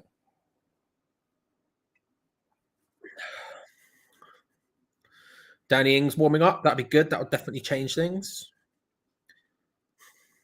That was sarcasm. Hey, unless we change formation, then maybe it will change things. I doubt we will, and I doubt it will, but we'll see. Jarrod Bowen on the ball, tries to take on Dan Burn. He beats him. I tell you what, he does well. He does well. Ball-in's not bad either, but there's just no one in that position to take advantage of it. But it was well done there by Jarrod Bowen. Takes on Dan Burn. And I tell you what, he's had Dan Burn, I won't say on toast, but he's definitely been better than him today. He's doing all right, Jarrod. In a game in which has been very disheartening and crap for us, he's done all right.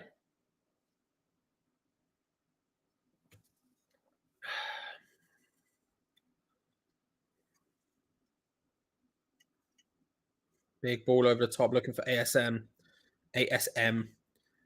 Takes on Kurt Zuma 1v1. Tries to bend it into that far corner. Can't quite manage it. I think it's Fabianski. Palms it round. Does well. West Ham's players all over the shop there. Where the hell was Tilo Kehrer, by the way? Why was Tilo Kehrer on the inside of Kurt Zuma? You're the right back. Surely you should be on the outside of it. No comment. Whatever.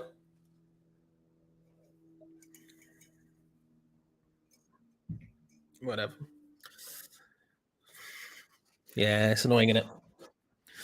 Thankfully, their corner is awful. West Ham can come away with it. It's nicely played out to Said Benrahma. He pulls it back, lays it onto Declan Rice, who's charging through. He's got just pointless from Declan Rice there. Commentators are quite annoying on it. I mean, today I don't notice it too much, but I used to, before we were doing watch-alongs, I would just turn the commentators off and just listen to music when I watched football. When I watch West Ham, if I was watching another team, then I'd like the commentators on just for information. But they're a pain in the arse most of the time. Pain in the arse.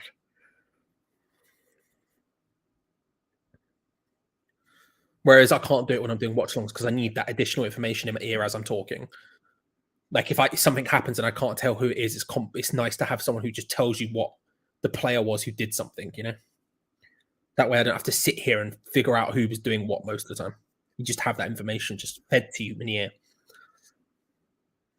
Which does make it very hard to talk and listen at the same time, but that's the way it goes. 4 changes coming up. 4 subs on. So it's going wild. Going absolutely wild with subs.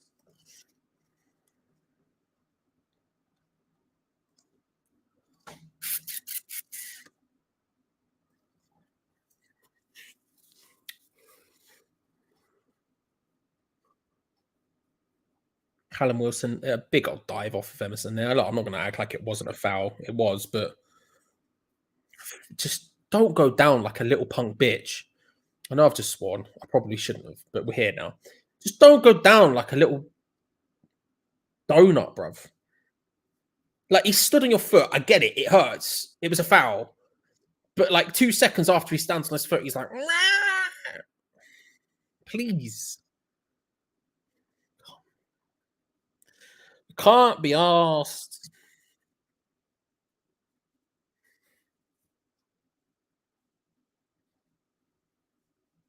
Isak, Willock, Gordon coming on alongside Cornet, Sufal.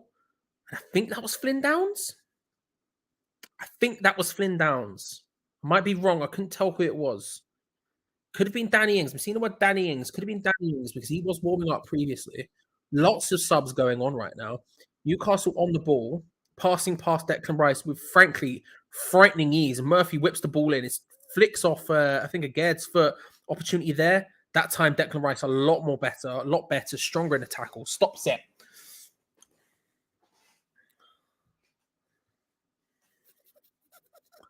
And Dan Burn runs it out of play. Newcastle, what's frustrating is Newcastle were probably there for the taking today. That's what's annoying.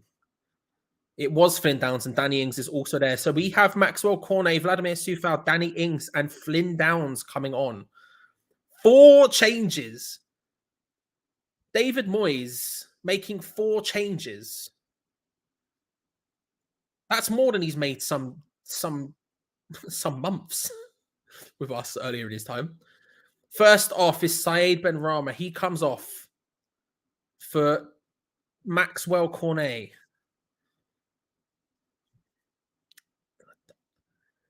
I don't know how I feel about the Ings on for Antonio. Thomas Souček coming off, I assume, for Flynn Downs. So Danny Ings, Cornet, and Benrahma off, Antonio off, Kara off, I think that was. Souček off. Trying to look for that last one. Kara, Souček, Benrahma, and Antonio off. For Downs, Sufal, Cornet, and Ings, all straight swaps. All straight swaps, no change in formation, straight swaps. First ones for Newcastle. They're also making a triple sub, it looks like. Maybe, I don't know. Willock is on for Jacob Murphy, who's come off. Gordon is on for St. Maximin, which low-key, I'll take that. That's fine by me. That's less dangerous for me, so I'll take that. Isak on for Callum Wilson.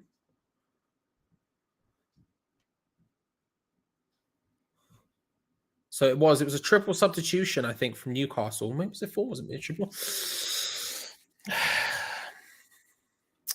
I think Antonio's better. Look, Danny Ings is a better player, but he doesn't suit us at all. And all of the subs we seem to make there were like for like. So I'm not super keen on that. I don't feel like that's going to help us at all. Hopefully, Cornet on for it. Cornet for Benrahma is one of the bigger changes in terms of what will affect Danny Ings. Jared Bowen battling for it. Referee pulls it back. It's going to be a free kick. Some annoyance on the pitch. Danny Ings, one of them, screaming at the referee. We'll have a look at that. It felt like we should have been away there. I'm not going to lie. But yeah, no, Danny Ings, I think, is a better striker than Mikel Antonio, but he doesn't suit David Moyes at all. Doesn't suit our system. Doesn't suit the way we play. It was a pointless transfer. Also, low-key, it was an awful transfer, buying someone of that age for that much money with that much with that much wages. It was just an awful idea in the first place. All things Leeds, good to see you, bro. Hope you're well. How things? How are you? Hope you're all right. Thanks for coming. I appreciate it. Welcome to Vibes. Hopefully,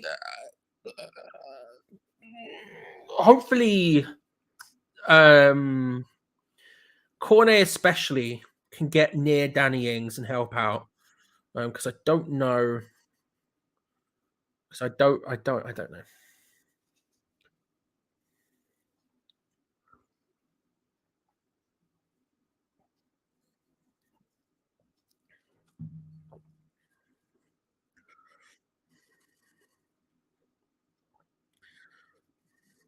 Lots of ping pong going on right now, booting up and down, left, right, and centre. Nothing big or solid could tackle from again there.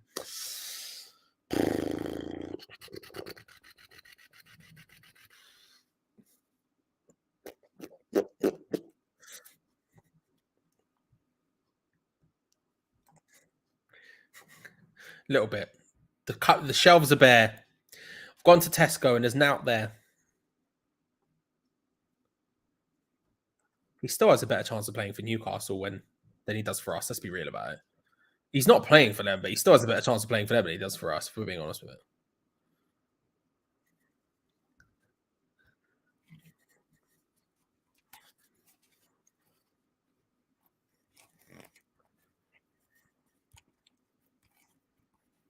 Played out wide from Newcastle.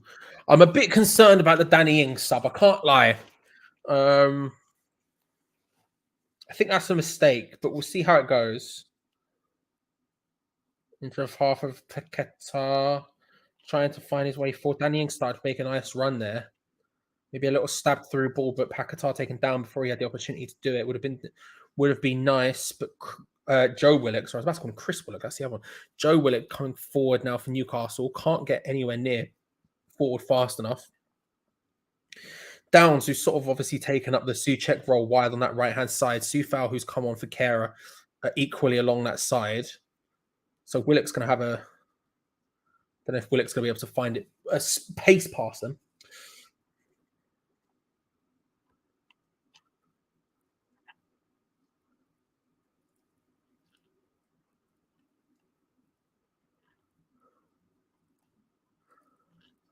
Going to be a free kick. Free kick, the referee calls him across.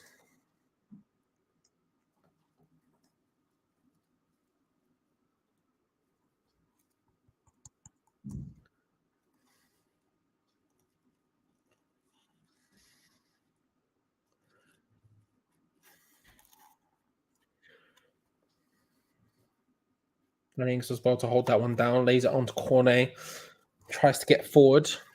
Take him on. You've got him for pace easily. He beats his man, puts it into a decent position. Jarrod Bowen just couldn't quite get there. Nicely done.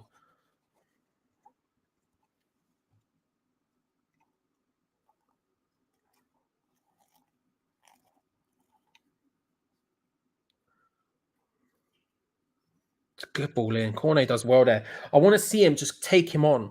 Cornet's got the pace to beat their fullbacks. Their fullbacks haven't got the pace to stop us normally today, which is a shock for us given how slow we are. So the fact that we've had their sort of fullbacks on toast is a little bit mad. So the idea of bringing on Cornet on, who is just our fastest player, one player goes down to the box there, bounce back down from Downs, gets the header down, Zima can't quite get onto it.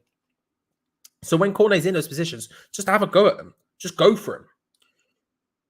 Paqueta trying to battle with Isak there. Oh, Jarrod Bowen does really well and takes it apart. Oh, he couldn't quite manage it. But I tell you what, Jarrod Bowen's having a good game. He just controlled the ball nicely there and then tried to just knock it round his man one side and go the other. Couldn't quite get there in time, but he did really well. It's going to be a free kick to Newcastle yet again. Good. Well done, though. Well done. Well done. Oh, my flipping thing has decided to stop right now this second. Love that. Love that. North Idaho TV network letting me down right now.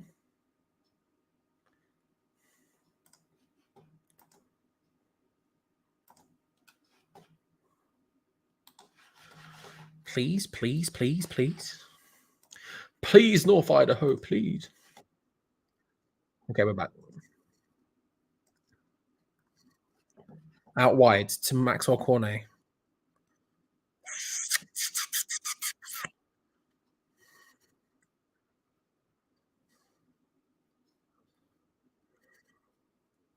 Nice flick around the back there by Danny Ings. Finds Emerson. Almost managed to find Cornet through that. It would have been good. It's a free kick. Free kick. Kieran Trippier claiming it was a dive. Don't think so. Nice work from Emerson and Danny Ings getting involved there. The initial tackle from Kieran Trippier was good. The second one was just a bit crappy. He claims it's a dive. I mean, it's very clearly not. Like, there have been some dives in this game. Don't get me wrong, but that was not one of them. Or maybe not dives, but there have been some OTT reactions, let's say.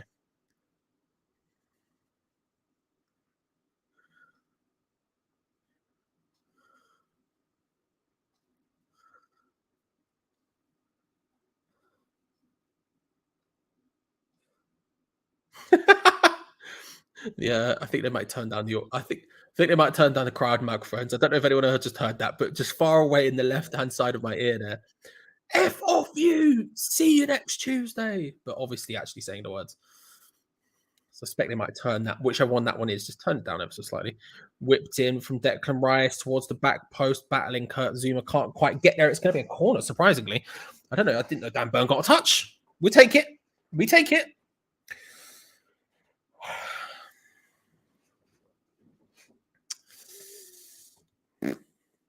Going to be Jared Bowen to take it on the right-hand side, in swinger. Zuma, ooh, can't quite make it happen. Free kick against Kurt Zuma somehow. Somehow. Whipped in. Nick Pope comes flying forward. Zuma is there.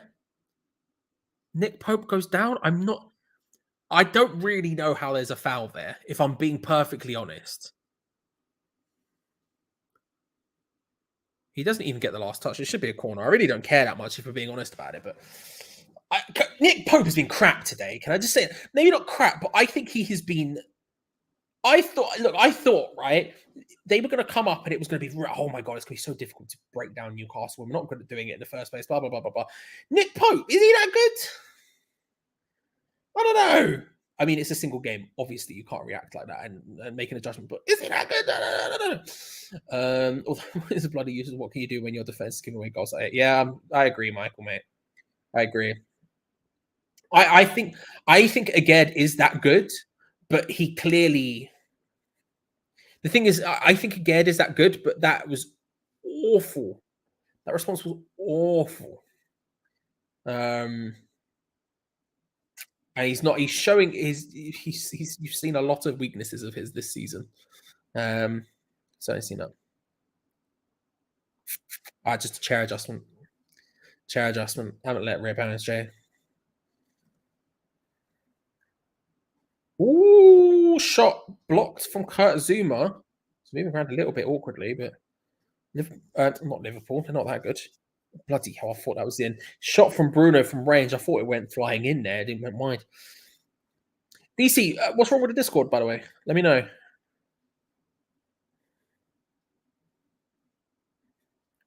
Newcastle trying to find their way to take a shot. They're just sort of lining up.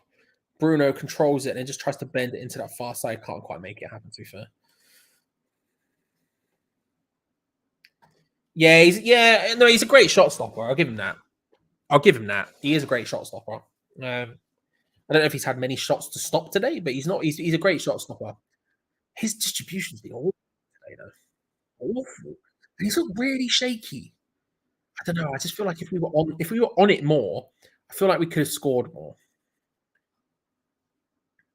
But then again, he's always been good since he made that random breakthrough at Burnley when Tom Heaton and whoever their second choice goalkeeper, I can't remember now, got injured, and he was third choice and he stepped up. I mean, since then he's been pretty flipping great for a long time. Fair play to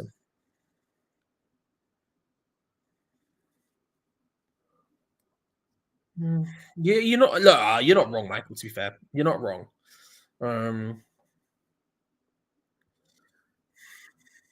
You're not wrong. You're not wrong.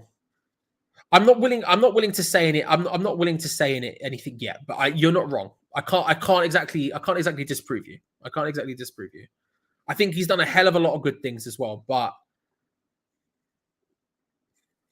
yeah.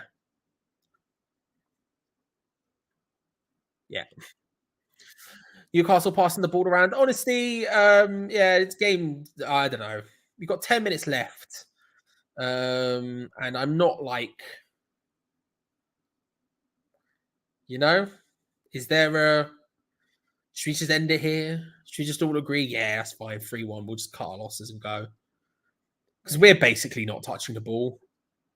They're sort of getting close, but not really doing anything with it. I don't know. Oh, yes, lad.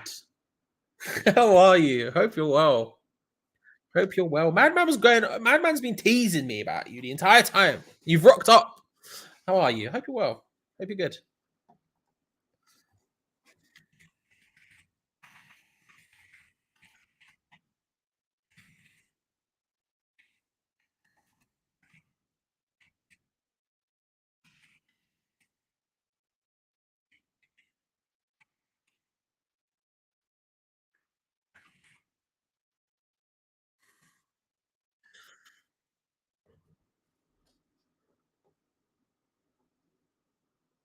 Oh, INJ, thank you very much. We were actually supposed to go just before lockdown. Just before lockdown, we had a holiday booked there. We were going to come for a weekend away. Didn't end up working out, clearly. Lockdown happened and couldn't make it work. But we did. There was a moment where it was about to happen.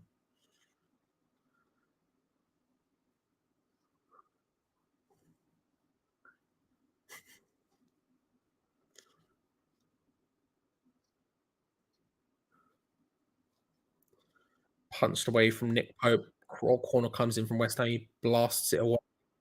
We continue to have the ball, but with there's no real comfortable possession. We've sort of got a little bit of control of it now. Rice, short, undecisive passing from West Ham. Downs manages to stab it out wide to Jarrod Bowen. He does well. Goes down. Assistant referee flags it. It'll probably go to VAR. I don't know if it will go to VAR to see if it's a pen or not. It looked like a free kick to me. It looked like a pretty obvious free kick. It was very close to the edge of the area. Jarrod Bowen picks up the ball. He charges at it. Willett comes across. Yeah, he's outside the area quite comfortably. He's outside the area quite comfortably. It's going to be a free kick. Jarrod Bowen's had a good game. Jarrod Bowen has definitely had a good game today. It's fair play, because I've been frustrated by him a lot of the season, and I think he's done well today. He's looked lively. He's looked probably our player most likely to make something happen. I think Antonio had a really good game before he came off as well. Loki was very disappointed he went off. Yeah, I think we got to give Jarrod Bowen some dues today. It's going to be a free kick right on the edge of the box in the corner quadrant by the right-hand side.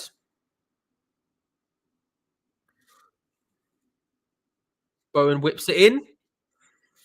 Over the top of everything and everyone. I don't know if he was aiming for Zuma or whether he was aiming for the top right. Either way, or top left, I guess, from his angle, but either way, up high and wide over everything. What I do, Alex, in my spare time is up to me, mate. All right?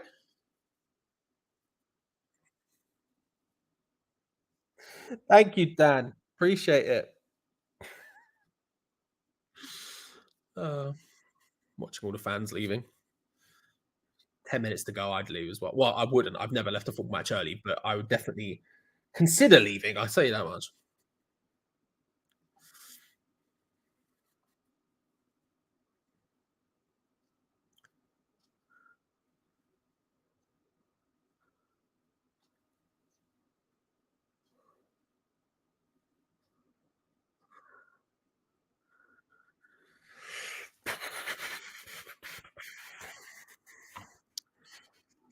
I don't know if I'm here and I'm just like, can I be asked? Don't know if I could be asked.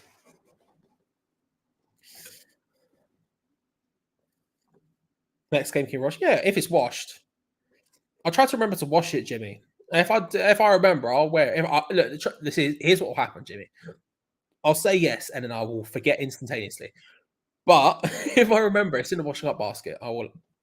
Pardon me, like 4 times. I will definitely do that. I'll definitely do that, bro.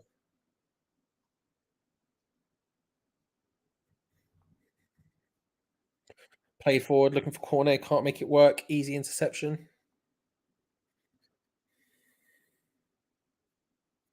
Genuinely, this game's over. There's literally no point. There is literally no point. The game is done. Like, it is just well and truly over at this stage. We're not getting back into this game. There's no point.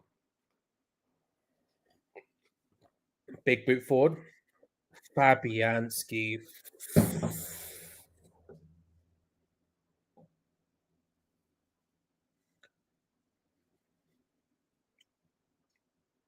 4-1.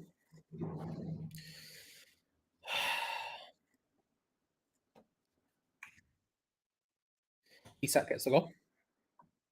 It's one of the worst pieces of... You know when Arsenal fans used to call him Flappy Hansky? That.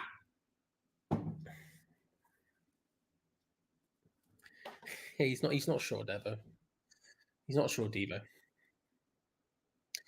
Big ball over the top by Newcastle, looking for Isak, who sprints onto it. Fabianski comes flying out. The touch from him is atrocious. Atrocious goalkeeping. He comes flying out, can't use his hands, so he decides to just thigh it to Isak, who just literally stands still with his hands on his hips and just lofts it over Kurt Zuma. He just passes it. No, of course not, Gary. Of course not. I agree with you. There's more problems to that whole situation. There's more problems to even just that goal than there is Fabianski. At the same time, do literally anything other than what he exactly did there, and it's not a goal. But at the same time, I strongly do agree with you, Gary. Don't get me wrong. And I hope you will. I strongly do agree with you. What I'm going to do at this point is I'm just going to mute the game. Do you know what I'm going to do? This is what we do. We mute the game because who cares about listening to commentators talking about it anymore? And we go to twitter.com/Dean R. Marsh. That's what we do. And we're going to put on... We're going to put on a little cheeky mix. What's the last one? It's 26, wasn't it? Yes. Let's go. Bit of isolation 26.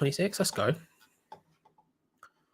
Because who really needs this anymore? Because not me is the answer. Not me. And then we can just all have a good chance for Newcastle goes knocking.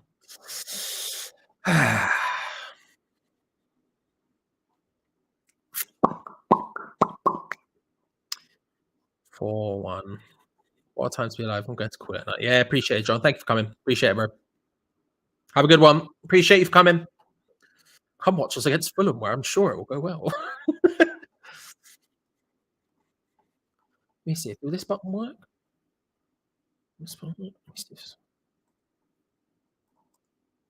See that? Get on it, bruv. Come on. We're here now. Get on over to the Mixcloud, people. Who needs football? Who needs commentators?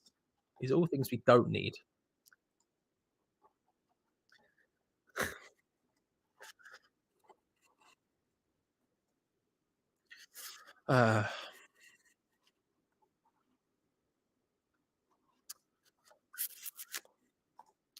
Yeah, see you next season. Good game. You deserved it by a significant portion. Target's coming on. And good luck for the rest of the season, bro. Like I say, genuinely, I hope you get what your play this season has deserved. Yeah, good to see you as well.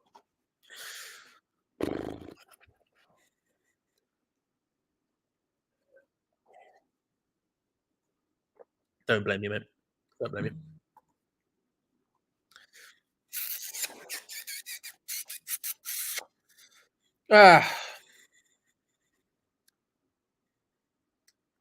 It's a fair point. I think Geo was very much the same. I'm not sure, but I made a thumbnail for him the other day and he told me that was his opinion. So I made the thumbnail that opinion. But I didn't actually watch the video. I think Geo's probably the same. And I think there's a fair argument. I think there's an argument to be said that is a. I think that's a fair conversation. I think that's a fair point to make, for being honest.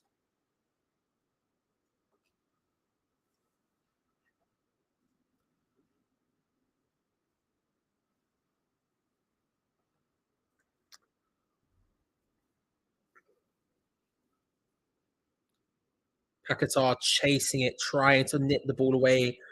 The pressure forces Newcastle to a mistake, and Jarrod Bowen wins a. It's a goal kick.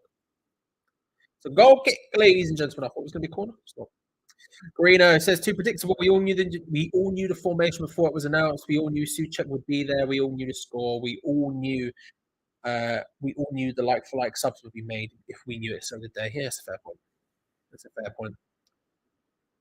We're gonna get another sub from Newcastle. We're gonna get their fifth.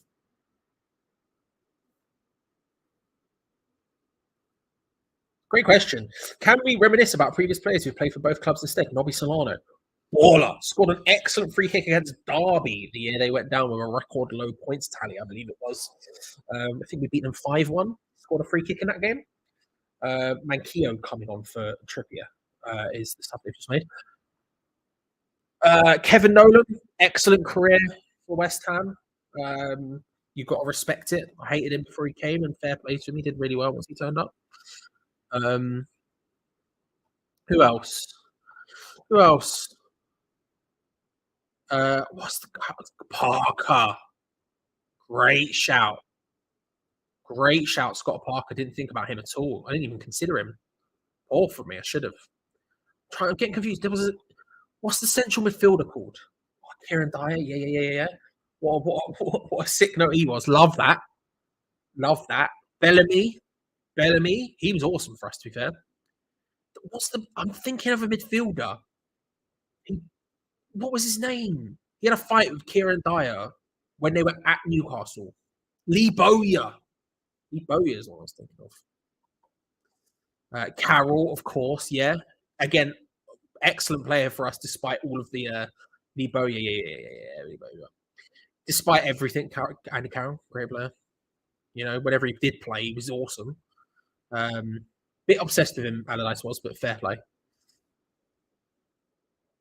Kev, I have not, but my mum has been telling me to watch it non-stop. She watched it, I think, a couple of months ago. And she goes, you have to watch The Last Kingdom, Charlie. You would love it. You have to watch it. And every time I speak to her, she reminds me, and every time I forget. At some point, I will. And you're almost definitely right in thinking, you know, you should recommend it to me. I've heard great things. You know. Rob Lee, great shout. Rob Lee is great shout. Stuart Pearce. Did Stuart Pearce play for Newcastle? He must. Somehow I don't know if Stuart Pearce played for Newcastle or not.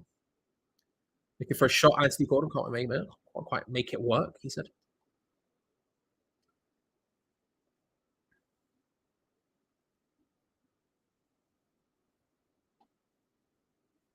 Harrison Ashby. Yeah. Glenn Roeder for manager. Very true.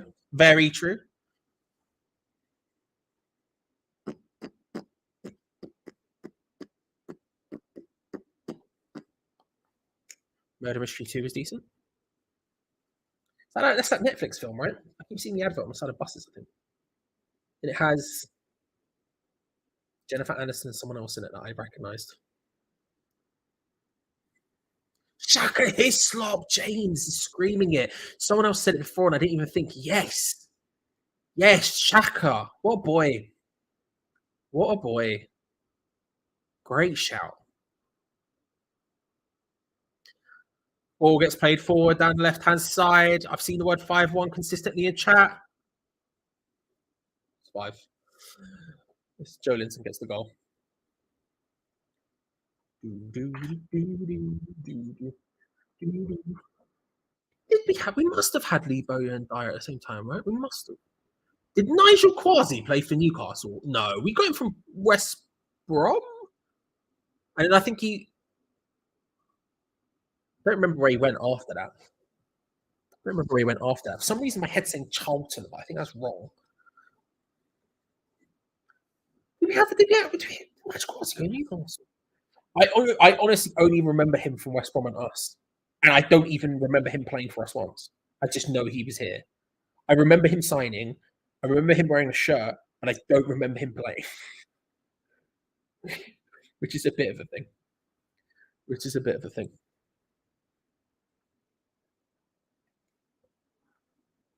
We've got 3.5 minutes left. What I want from you in 3.5 minutes, right? I'm not going to man a match because obviously you can do one. We don't need that in our lives. 3.5 minutes left. Let's instead all talk about What's your favourite? What should we do? What's your favourite?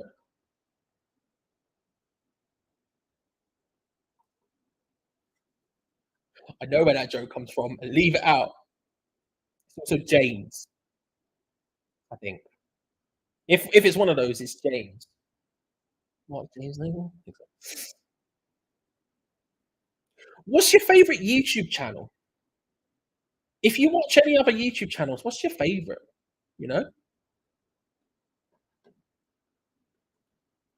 Screw it. Who cares about football? Football's not important. I've literally muted it. I'm not even looking at the screen. There's no point. There's literally no point. I'd rather talk about something more productive with our lives, you know? Monster Munch. Monster Munch are a great crisp. Monster Munch are an underrated crisp, you know? West Ham fan TV joke. Fair. Listen, those boys do bits, bro. I know all of them, and they do bits. You got to respect it. And I wouldn't begrudge anyone who said any of the other West Ham channels, to be fair. Why not? Why not?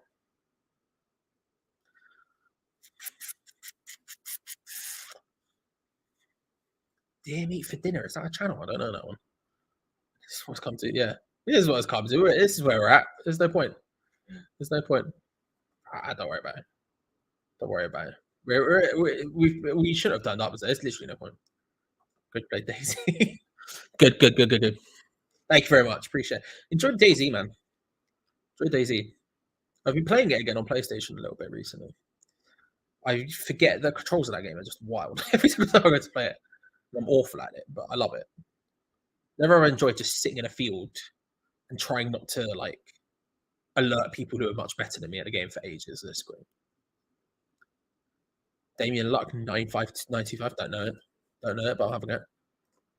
HIT7s, yeah. Both the HITs, yeah, to be fair, HITC do big stuff. They go hard. You got to respect it. You got to respect it.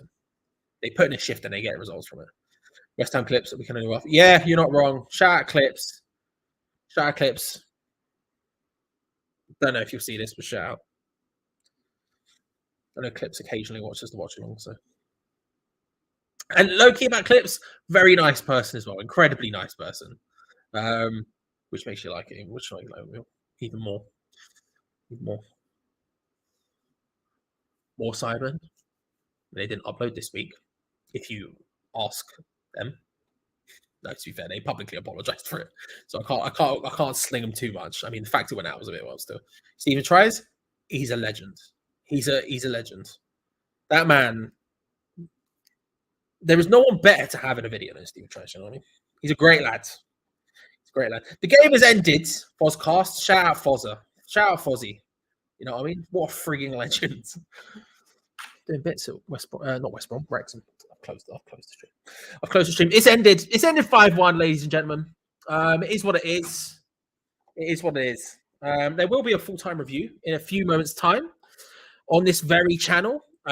So make sure to stick around for that because I'm sure it's going to be entertaining to watch. If nothing else, it will be either cathartic if you're a West Ham fan to be able to get in there and scream, or if you're an opposition fan and you want to laugh, it'll probably be quite funny. So I would highly recommend you stick around to watch that. If you haven't already, make sure to subscribe and hit the like button because it helps us out massively, like massively. On top of that, hey, make sure to hit that the bell notification button. That's the one I was looking for because then you don't miss out on any future videos, including the Fulham match, which is coming up, which can only go better, right? Right.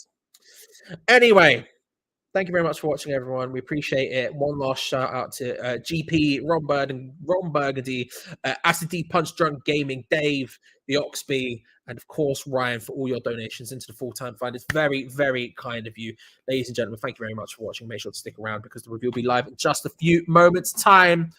Otherwise, come on your irons and enjoy yourself. See you next time. See you, everyone. Bye. Bye. Don't you just love West Ham? Yeah. See you later.